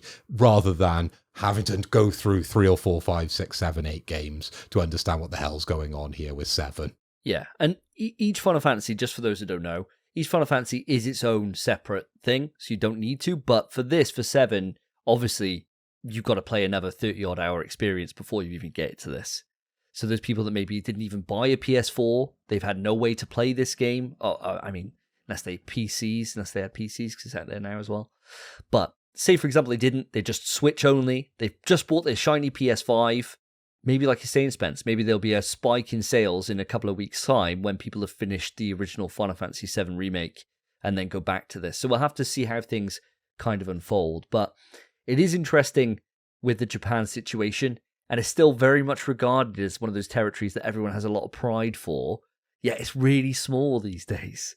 So I don't think it's really the bigger picture. I think global sales would be the big outlier here when we go to review Final Fantasy VII Rebirth's performance and compare that and contrast that directly to FF16 in a couple of weeks' time. But Lurian, I hope you don't mind us kind of bastardizing your question, taking it off in a different way. But I feel like with the handheld stuff, we've kind of gone over that quite a bit. Speaking of going over quite a bit, I think it's about time for us to move this on, guys. Let's move it on to the topic. Stop! Topic time! And here we are at the topic, and today's topic is an absolute juicer. There's loads of ways we can go about this, and I think for us, the easiest way of us doing this, and the one that makes the most sense, is to kind of stick to the most recent news. But just for those that potentially have been living under a rock and you don't know what's happened, there's been even more layoffs. It seems to be every single episode of the podcast we talk about layoffs, and Sony now have joined the list of developers and publishers which are letting people go. Sony have announced that 900 jobs are to be cut. There's been a whole host of studios that are impacted by this. Insomniac, Naughty Dog, Guerrilla, absolutely loads. There's been some closures for studios. Twisted Metal, the game that we were talking about being as a rumor on the last episode, that's apparently been shelved over at Firesprite. It's an absolute mess. It's an absolute mess. Now, we're coming to this news very late.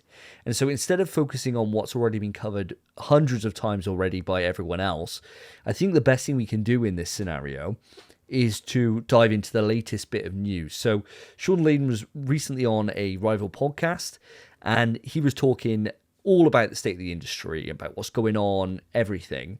And we got a nice little quote here from him that, Spence, do you want to lay this out? Because I think we can talk about this and go off on a different tangent compared to just talking about the layoffs and the state of the industry. That way, we can hit it from a slight different angle, add our own spin on it. Sure, mate, sure. So again, Shawn Layden's thoughts, not mine, but I will read this verbatim.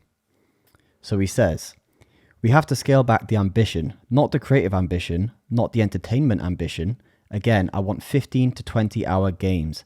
As the average age of the gamer has increased over time from early 20s to early 30s, we've seen the swap between people who are time rich and money poor to people who are time poor and money rich. That person can't fit an 80-hour game into their lifestyle. I myself still have Red Dead Redemption 2 in shrink wrap on my shelf. It is way too much." Nicely read, my friend. So there you have it, Shawn Layden himself. So an ex-member of the PlayStation Massive, going off and doing bigger and brighter things. Now, guys, how do you take this approach? Now, the thing I want to preference, obviously, is that right now at the moment, in 2024, we've got 8,000 jobs that have been laid off already this year. 2023, 10,000 plus. It's mad. The gaming industry cannot go the way it is going for the long haul. It just can't. There must be something that needs to change here. Now, in terms of what Shawn has laid out here, what are your thoughts? Do you agree with him? How do you think that AAA gaming needs to kind of evolve to be able to, and I suppose not just AAA gaming, just gaming in general needs to evolve to stay relevant? Spence, over to you. I mean, I understand what he's saying, but I don't agree. I think the majority of AAA games probably are 15 to 20 hour games.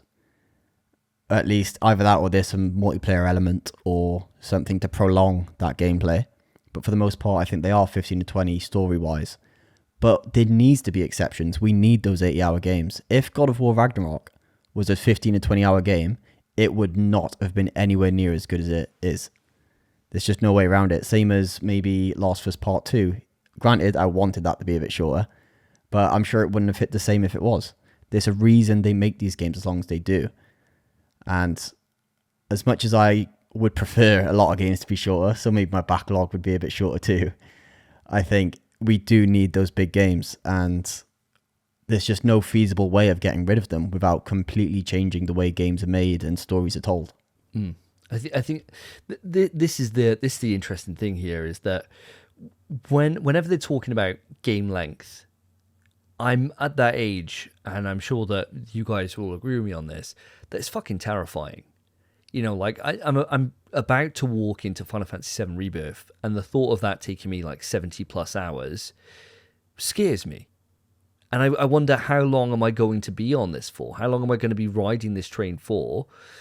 And then do I then just want to have another big experience coming up soon? Like, say, for example, I was interested in Dragon's Dogma or something else.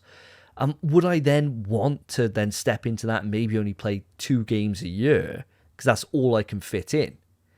You know, like that's terrifying. That's something that I've really got to measure these days and think, Christ, like my favorite genre is survival horror. They're 8 hours. Get in and get out. I can do that in a couple of play sessions and it's fucking amazing. And you feel like that, yeah, that was perfect. I agree with him. I agree with Shawn on this, that personally I would like a shorter experience, always. But I also agree with you, Spence, in that it's game specific. And there's games that their stories demand to be as long as they need to be able to be as feature complete and to be able to hit those high heights. But I think there's a lot of games that don't need the extra stuff that's included in them. Like if I'm talking about Final Fantasy 16, I adored it. Its story content, its main missions are immense. But for every amazing main mission, there's 2 or 3 bullshit ones where you're just going around collecting flowers and bringing them back. Or there's side quest content which adds no value whatsoever. Doesn't have any story impact, doesn't have any character growth, nothing. It's just go here, do this, kill this thing, come back. And you think, well, the time that it's taken them and the resources that it's taken to put that amount of extra work in to be able to make these quests, could they have saved that money and maybe streamlined the game and made it actually so the pacing is phenomenal? I remember when I put my score out for it, I gave it like a 9 out of 10. And I said that one of the reasons why it got let down was because its pacing's all over the fucking shop. You think how many potentially millions they could have saved on their budget if they had streamlined that project, right? And they made that more, not so much just linear, but they made sure that each activity you did had purpose and reason behind it. Like I spoke about Alan Wake 2 earlier, and I said that every single thing you do has gameplay worth, has value to you to go and do that. Did I feel like that when I played FF16? No. I got more resources that I didn't need because I had 500 potions. And I had 500 resources of this stuff that I don't actually need because the other weapons are just better that you get as completing the main quests. I think there's something where games sometimes stretch themselves and they...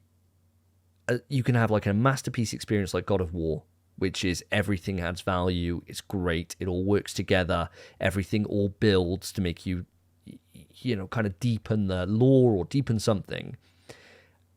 And that's kind of the outlier compared to what the general thing is, where they just chuck shit in and you end up doing these bullshit side quests or these totally there's nothing really there to drive the story on in that side quest or that main quest, and you do that just to build up to the next big thing. It's like watching a series of The Walking Dead where you have 6 episodes of shit for 2 episodes of greatness, and it's that season after season after season, when they could just cut that bollocks and just make it really nicely streamlined. And I think there is something there in what he's saying. Now, Phil, I'm kind of just going off here. Do you have any thoughts on what he's been saying? Just like Dragon Ball Z, isn't it? They should have just cut Snake Way right out of it because they were just making it longer just for longer sake. There was no point in that part of the story. But going back to the point in question, or the article in question, he's not wrong in what he's saying. And I truly think he's speaking to me. It really resonates quite a lot with what he's saying here. We've been saying this type of stuff on the show for a while now. We've dropped it into, news items and probably topics in the past, but I don't think we've really approached this sort of question as a full topic. So it's going to be an interesting one where this one goes. But we do want shorter games. We don't want every game to be that 80 plus hours where you have to go back to it every week. And it takes me a lot longer to complete games than most because I don't have a lot of time. And of course, once in a while I do like to dip in. Death Stranding, I think I racked up about 90 hours, but that was like that was the unicorn in the games that I have. That was the standout that I wanted to invest that amount of that time. And I still want those to exist. I don't want those to be, cut out. And I don't want games to be cut down at detriment to the market, because some people out there, they strive for those bigger experiences because they have the time to put into them, and that's what they get out of gaming. But me personally, and I think the vast majority of sort of PlayStation owners and people that buy games on this system, it's an aging market. We're time poor, but we're money rich. So having those shorter experiences we can buy more often, I think is a no-brainer for Sony. But whenever this conversation does come up, and I think about that age in market, and I think about my position on PlayStation, it always just highlights the fact that PlayStation don't really market games for kids. I think it's just a kind of no-brainer as well that there's kind of a gap with PlayStation, that they could make a lot of money here, because if they think about the majority of games, they're looking at me for those games, or they're looking at us for those type of games. Like, there's not many games that come out and we go, well, I wouldn't touch that. It's a kid's game. Like, there just isn't that really on PlayStation. You get the odd sprinkling now and again that comes out, but they don't really push that aspect. Look at Nintendo, okay? Every game is made for everybody. But PlayStation, it's like your 20 to 30s or 40s. 40s that will play these games. They don't really go for the child market. So I think they're missing a trick on that respect. But I've got to agree with pretty much everything that was in that article, lads. Yeah, I think you're right. Like, not to move it too far off, but yeah, I agree. I think the PlayStation is missing a boat with these kind of kid-friendly experiences, because there is something there. I mean, we'll see this year. If Astrobot comes out and it does well, maybe it will be something that they can then put more time into and more focus in. I think the difference is between PlayStation and, say, someone like Nintendo. Nintendo are constantly dealing with the fact that their hardware is always low spec. They're constantly behind. You can't have, or it's very difficult to have a type of game that PlayStation does on a Switch, because PlayStation's all about moving the medium onwards, be that in storytelling or in technical ability or whatever it is. Switch struggles to do anything like that. Like Zelda, great, it's got a great story to it, but no one's going to look at it and be like, wow, that was incredibly impressive experience that really captivated my mind. No, it's just that they have to rely on their gameplay to be able to carry the games. And would I personally prefer that? Yes, I would. I prefer that approach. Gameplay is king every single fucking time. Definitely is. It's why, like, Returnal, I rate it so highly. It certainly doesn't look anywhere near as good as some of the best looking games on the PlayStation, but it plays better than most of them. I think, for me, when it comes to this, when you look at the video game landscape and you see that Spider-Man, for example, we learned, unfortunately thanks to the hacks, that Spider-Man 2 cost $300 million to make. Spider-Man 1 cost $100 million. Where the fuck did that $200 million go? That's the big question for me. Because the game wasn't longer. It didn't have more content to it. Sure, it was more technically impressive, but $200 million worth of impressive? I wouldn't say so. It was great. It looked good. But it didn't fucking blow my mind. I didn't look at it and be like, Jesus Christ, it's like the PS6. Like, an extra $200 million. Where did that fucking go? Like, I think this is the thing where they can look at it and say, like, we were talking last episode, Phil, about Hiroki Totoki coming in with a money stick, right? And being like, you gotta fucking calm down. You gotta plan better. You gotta make sure all your ducks are in a line. I think this is the thing now, is that you can't fuck around anymore. Like, things are expensive to run, and you either gotta have it all pretty much nailed out from the production side before then you go into full production. I think that whereas historically what's probably been a massive driver in the video game industry is that, and I suppose with anything that's grown from being such a kind of grassroots thing as video gaming to what it is now, is, you know, such a multi-billion-dollar industry, the biggest entertainment industry on the planet. You've got people that went in and were always like, you think about early Insomniac or whatever, making like Crash Bandicoot. They probably went in with like 100 different ideas. It all kind of cobbled together in the process, and Crash Bandicoot was made. These days, you can't do that. You've got like a 4-year cycle of video games to be able to make it. They probably need to cut that down and have it on a 3-year cycle, but just have like a year worth where there's maybe like 3 people working on the production side to be able to get it super tightly laid out how it's going to work, how they're going to get it all to market before they ramp it up, rather than you got a full team go at it, got the art people coming in. We changed tack now. We're not having a female character anymore. We're having a male character. Take it all back to fucking brass tacks. Let's all redo it again. Wasting all this resource, wasting all this time, rather than just having a neatly laid out plan that you kind of just tick through and follow through to completion, cutting a year off and saving a shit ton of money on the back end. That's the way I think that things in the game industry have to go. They have to just tighten up their approach and be, I hate saying this, but probably be a little bit more corporate in it. In a way that you're not just so free-forming and it's just a collaborative process. You probably have to be a bit stricter if you're working toward these AAA aesthetics. If you're an indie studio, 2-man team, fucking experiment all you want, right? You're probably paying yourself like 20 grand a year, probably, like really low, just to get it through. And it's like more of a passion project that you're doing on the sidelines rather than anything else. But when you're steering something that, if it doesn't hit, it has a severe impact on the share price of the company. It has a severe impact on the balance book for that company. You can't miss. And you also can't fuck around like Naughty Dog have done now for years, where they've wasted all this millions and millions of dollars for nothing. You cannot do that in this day and age. It's too expensive to do that.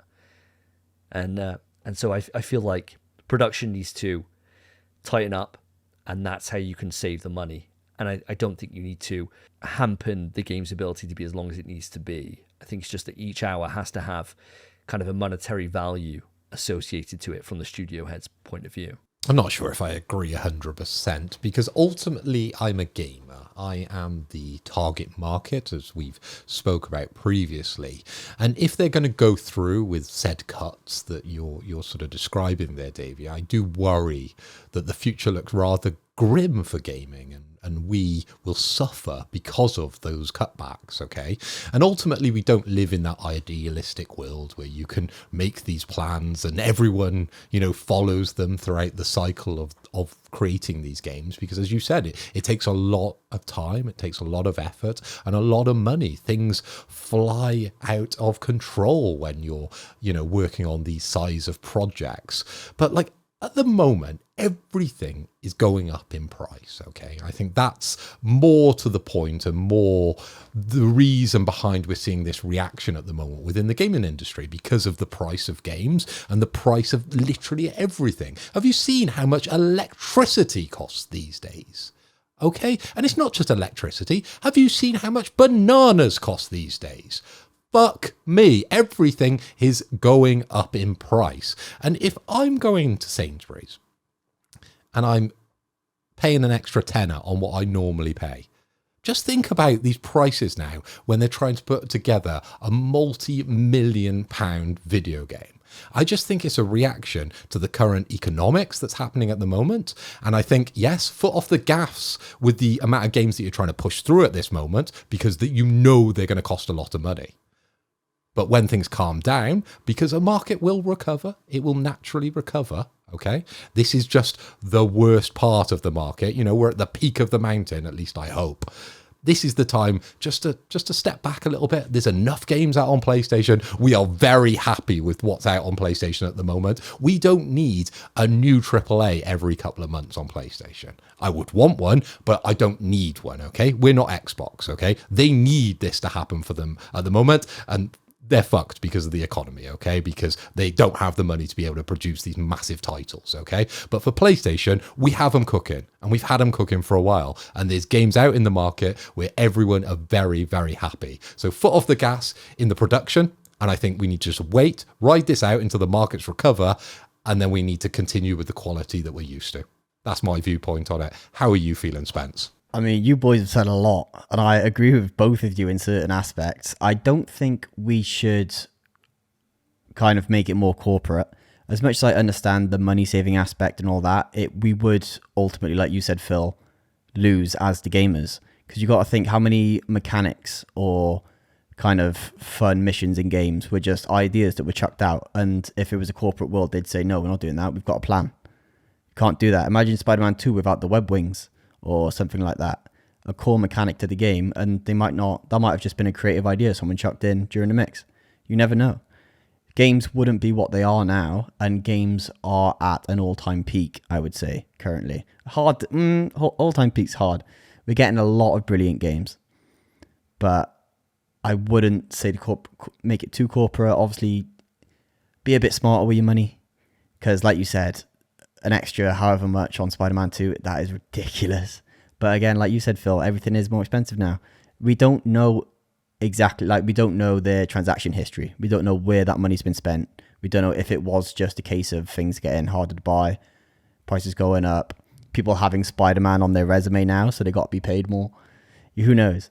But I don't know. I think you guys make brilliant points, but it's hard to exactly find the perfect compromise, I think, for this situation. I'm hoping all these layoffs just force developers to create new studios and we get even more games and even more kind of just cash flow, I suppose. But it's hard way to work it out. It's something they need to band together and make something brilliant for that to happen. I don't know how promising that is, but God knows me. If there is a solution for this, I'm not sure what it is.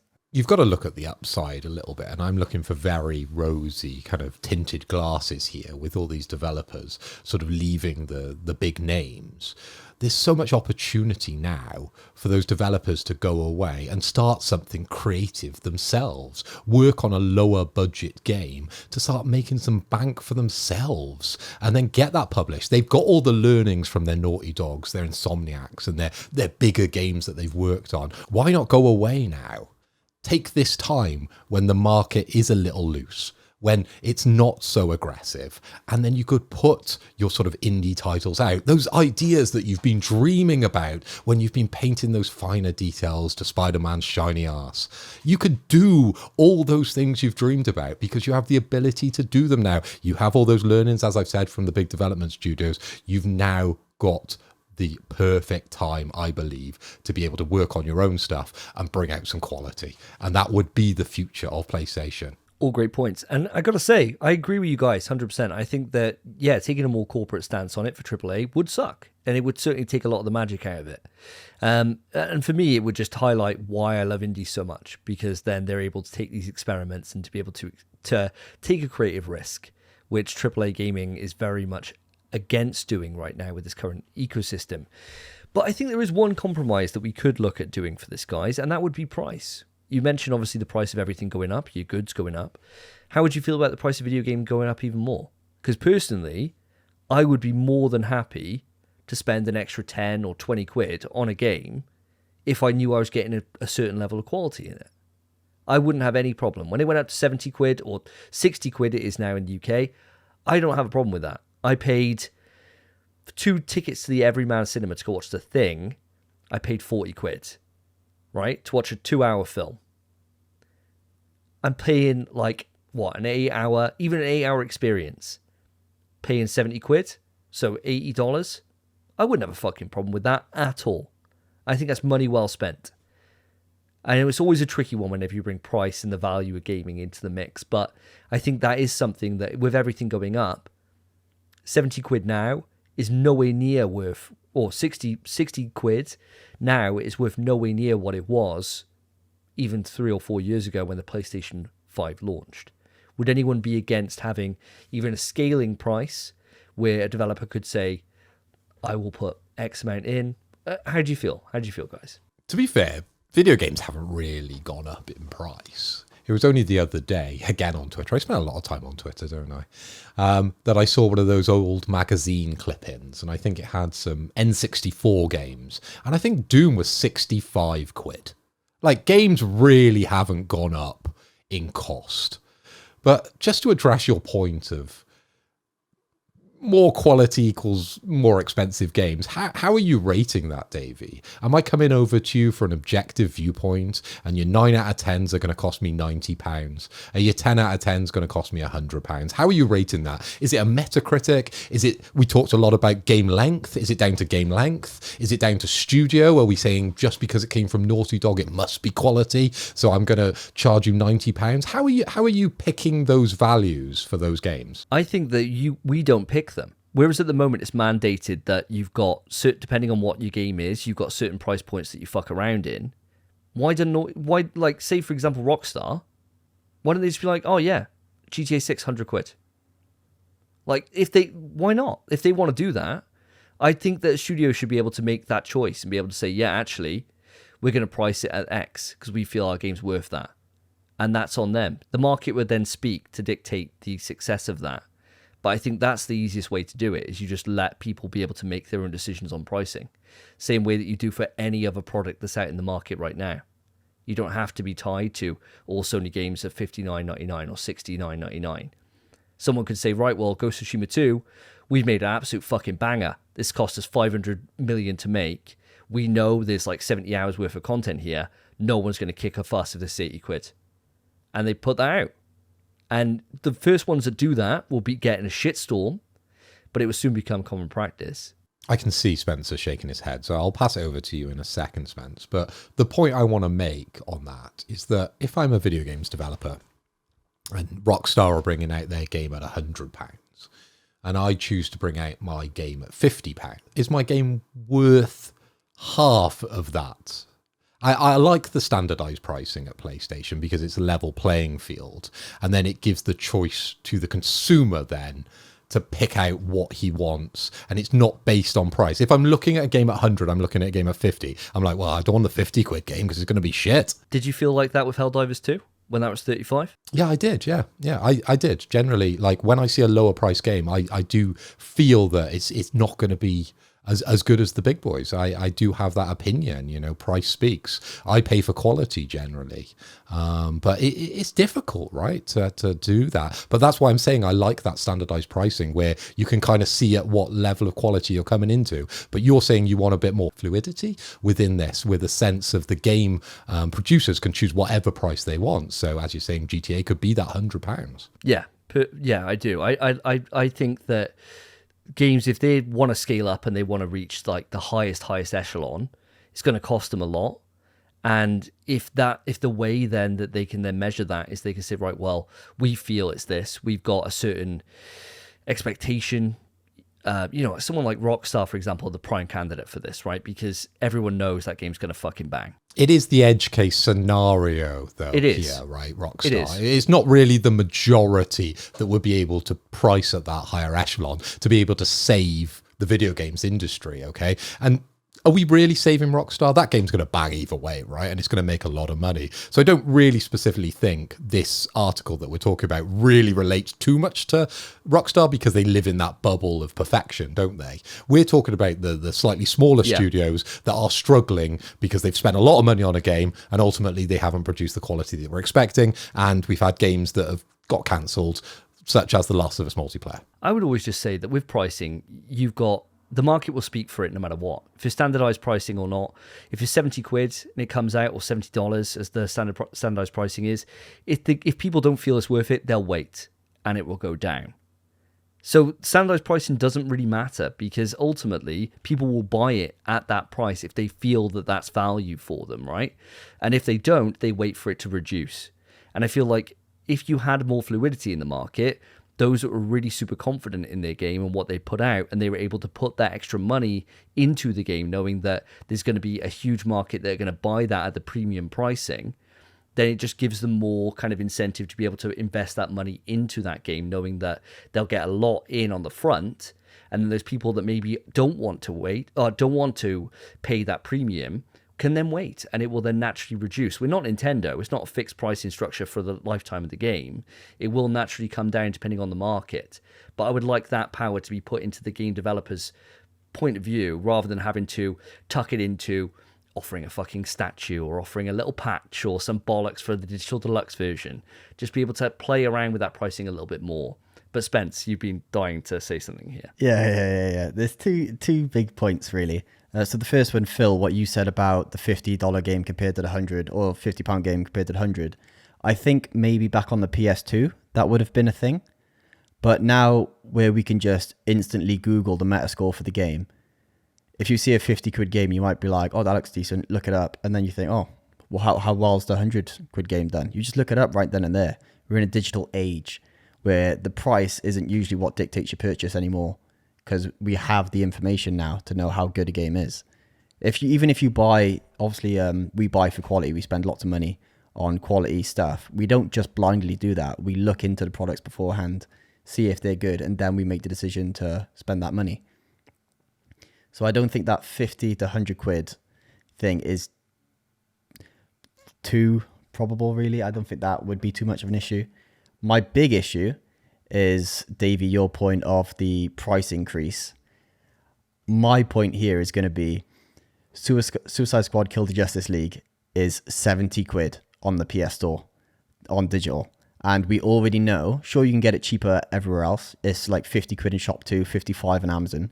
We've spoke about it in the past. The digital market is the biggest market for video games now. It's just the way it is. So most people are paying that 70. After the amount of money Rocksteady spent on this game, they would have sold it for 90 if they could. And no one would have bought it for 90. Not a single soul. It could have crushed the studio. So I think some developers, sure, they could choose the price, but they're looking at their game as it's their game. They're looking at it through rose-tinted glasses, thinking this game's sick. Look at this mechanic I've added. And everyone else is like, oh, that feels minging. I don't want to play this. I don't think it would really work too well. I think 90 quid max may be fine, but I don't think the developers or anyone could really set the prices themselves other than lowering it if they haven't spent much and they know the worth of the game. Because a lot of them will just be optimistic and say, yeah, check it out for 90. And it won't. It will not be in the top 10. And then no one will buy it afterwards because all the hype's gone. And there was enough outrage for it being that expensive in the first place. Interesting question, and I don't know if you guys have the answer to this, but regardless of pricing, Sony still takes its cut, right? Is that cut a percentage or is it a certain value?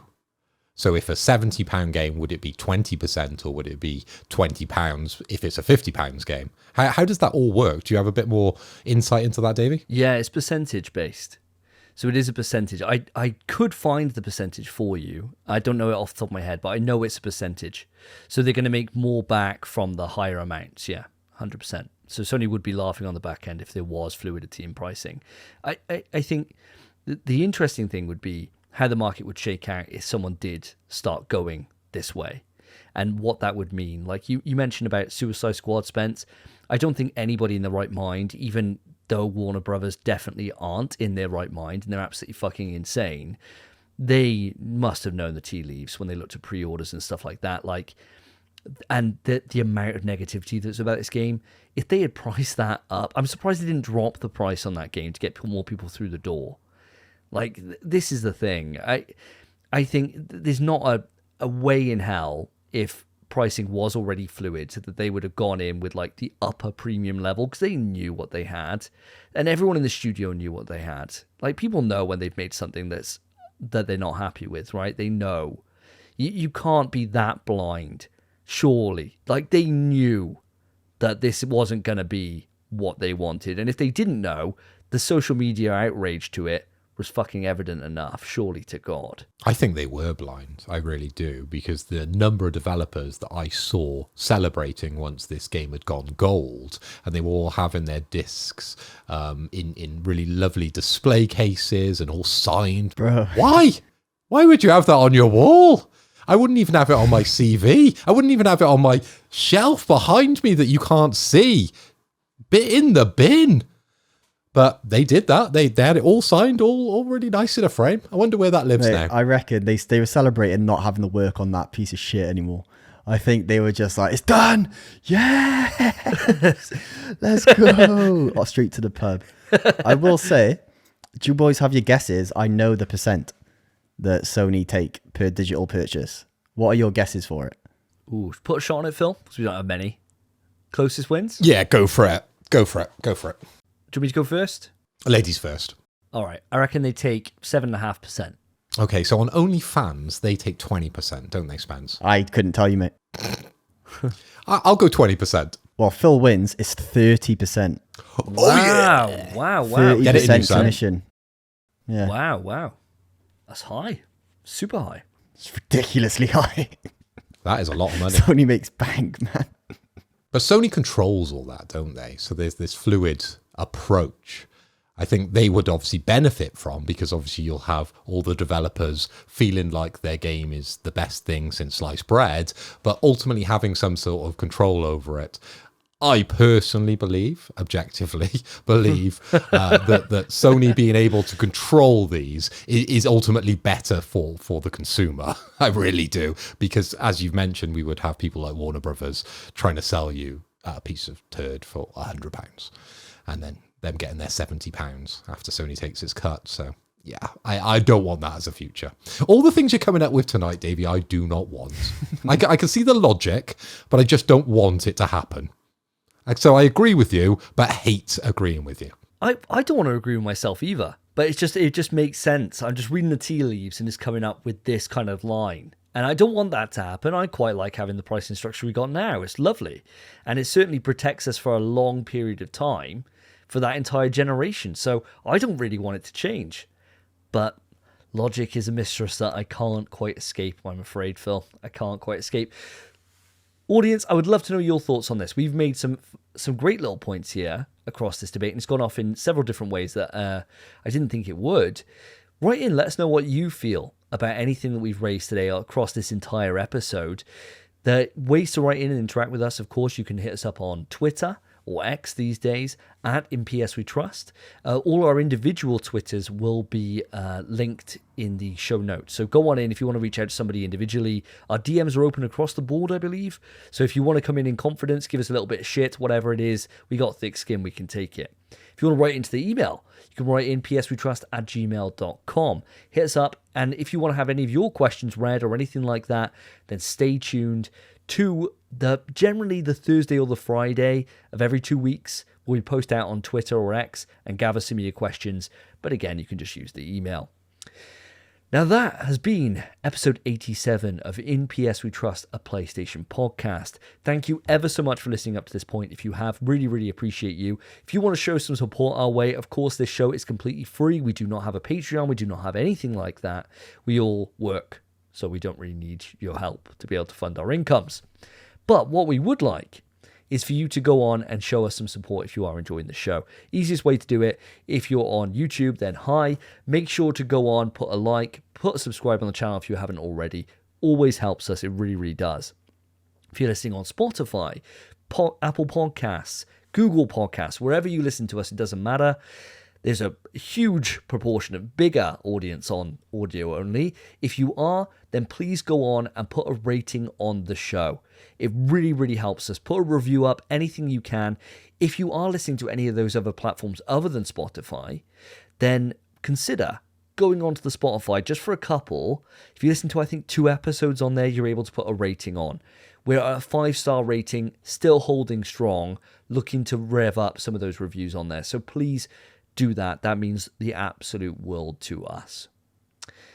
But guys, that brings us to the end of our show. It's been an absolute pleasure to podcast with you boys once again, to get the trio, the Trinity, the Holy Ghost, Jesus Christ himself, and our Lord and Savior myself, all together on a podcast. What more can you want, right? I've been Davey. I've been Phil. And I've been Spencer. Take care, guys. Peace, peace, peace, peace, peace, peace, peace, peace, peace. In PS We Trust is hosted by Davey, Phil, and Spencer. You can write into the show via our email, pswetrust@gmail.com. Our Twitter is @InPSWeTrust. To find each of us online, follow our Twitters, @SSJDavey, @PhilipHoy, @SpenPie_. Thank you for listening. Take care of yourselves, take care of each other. See ya.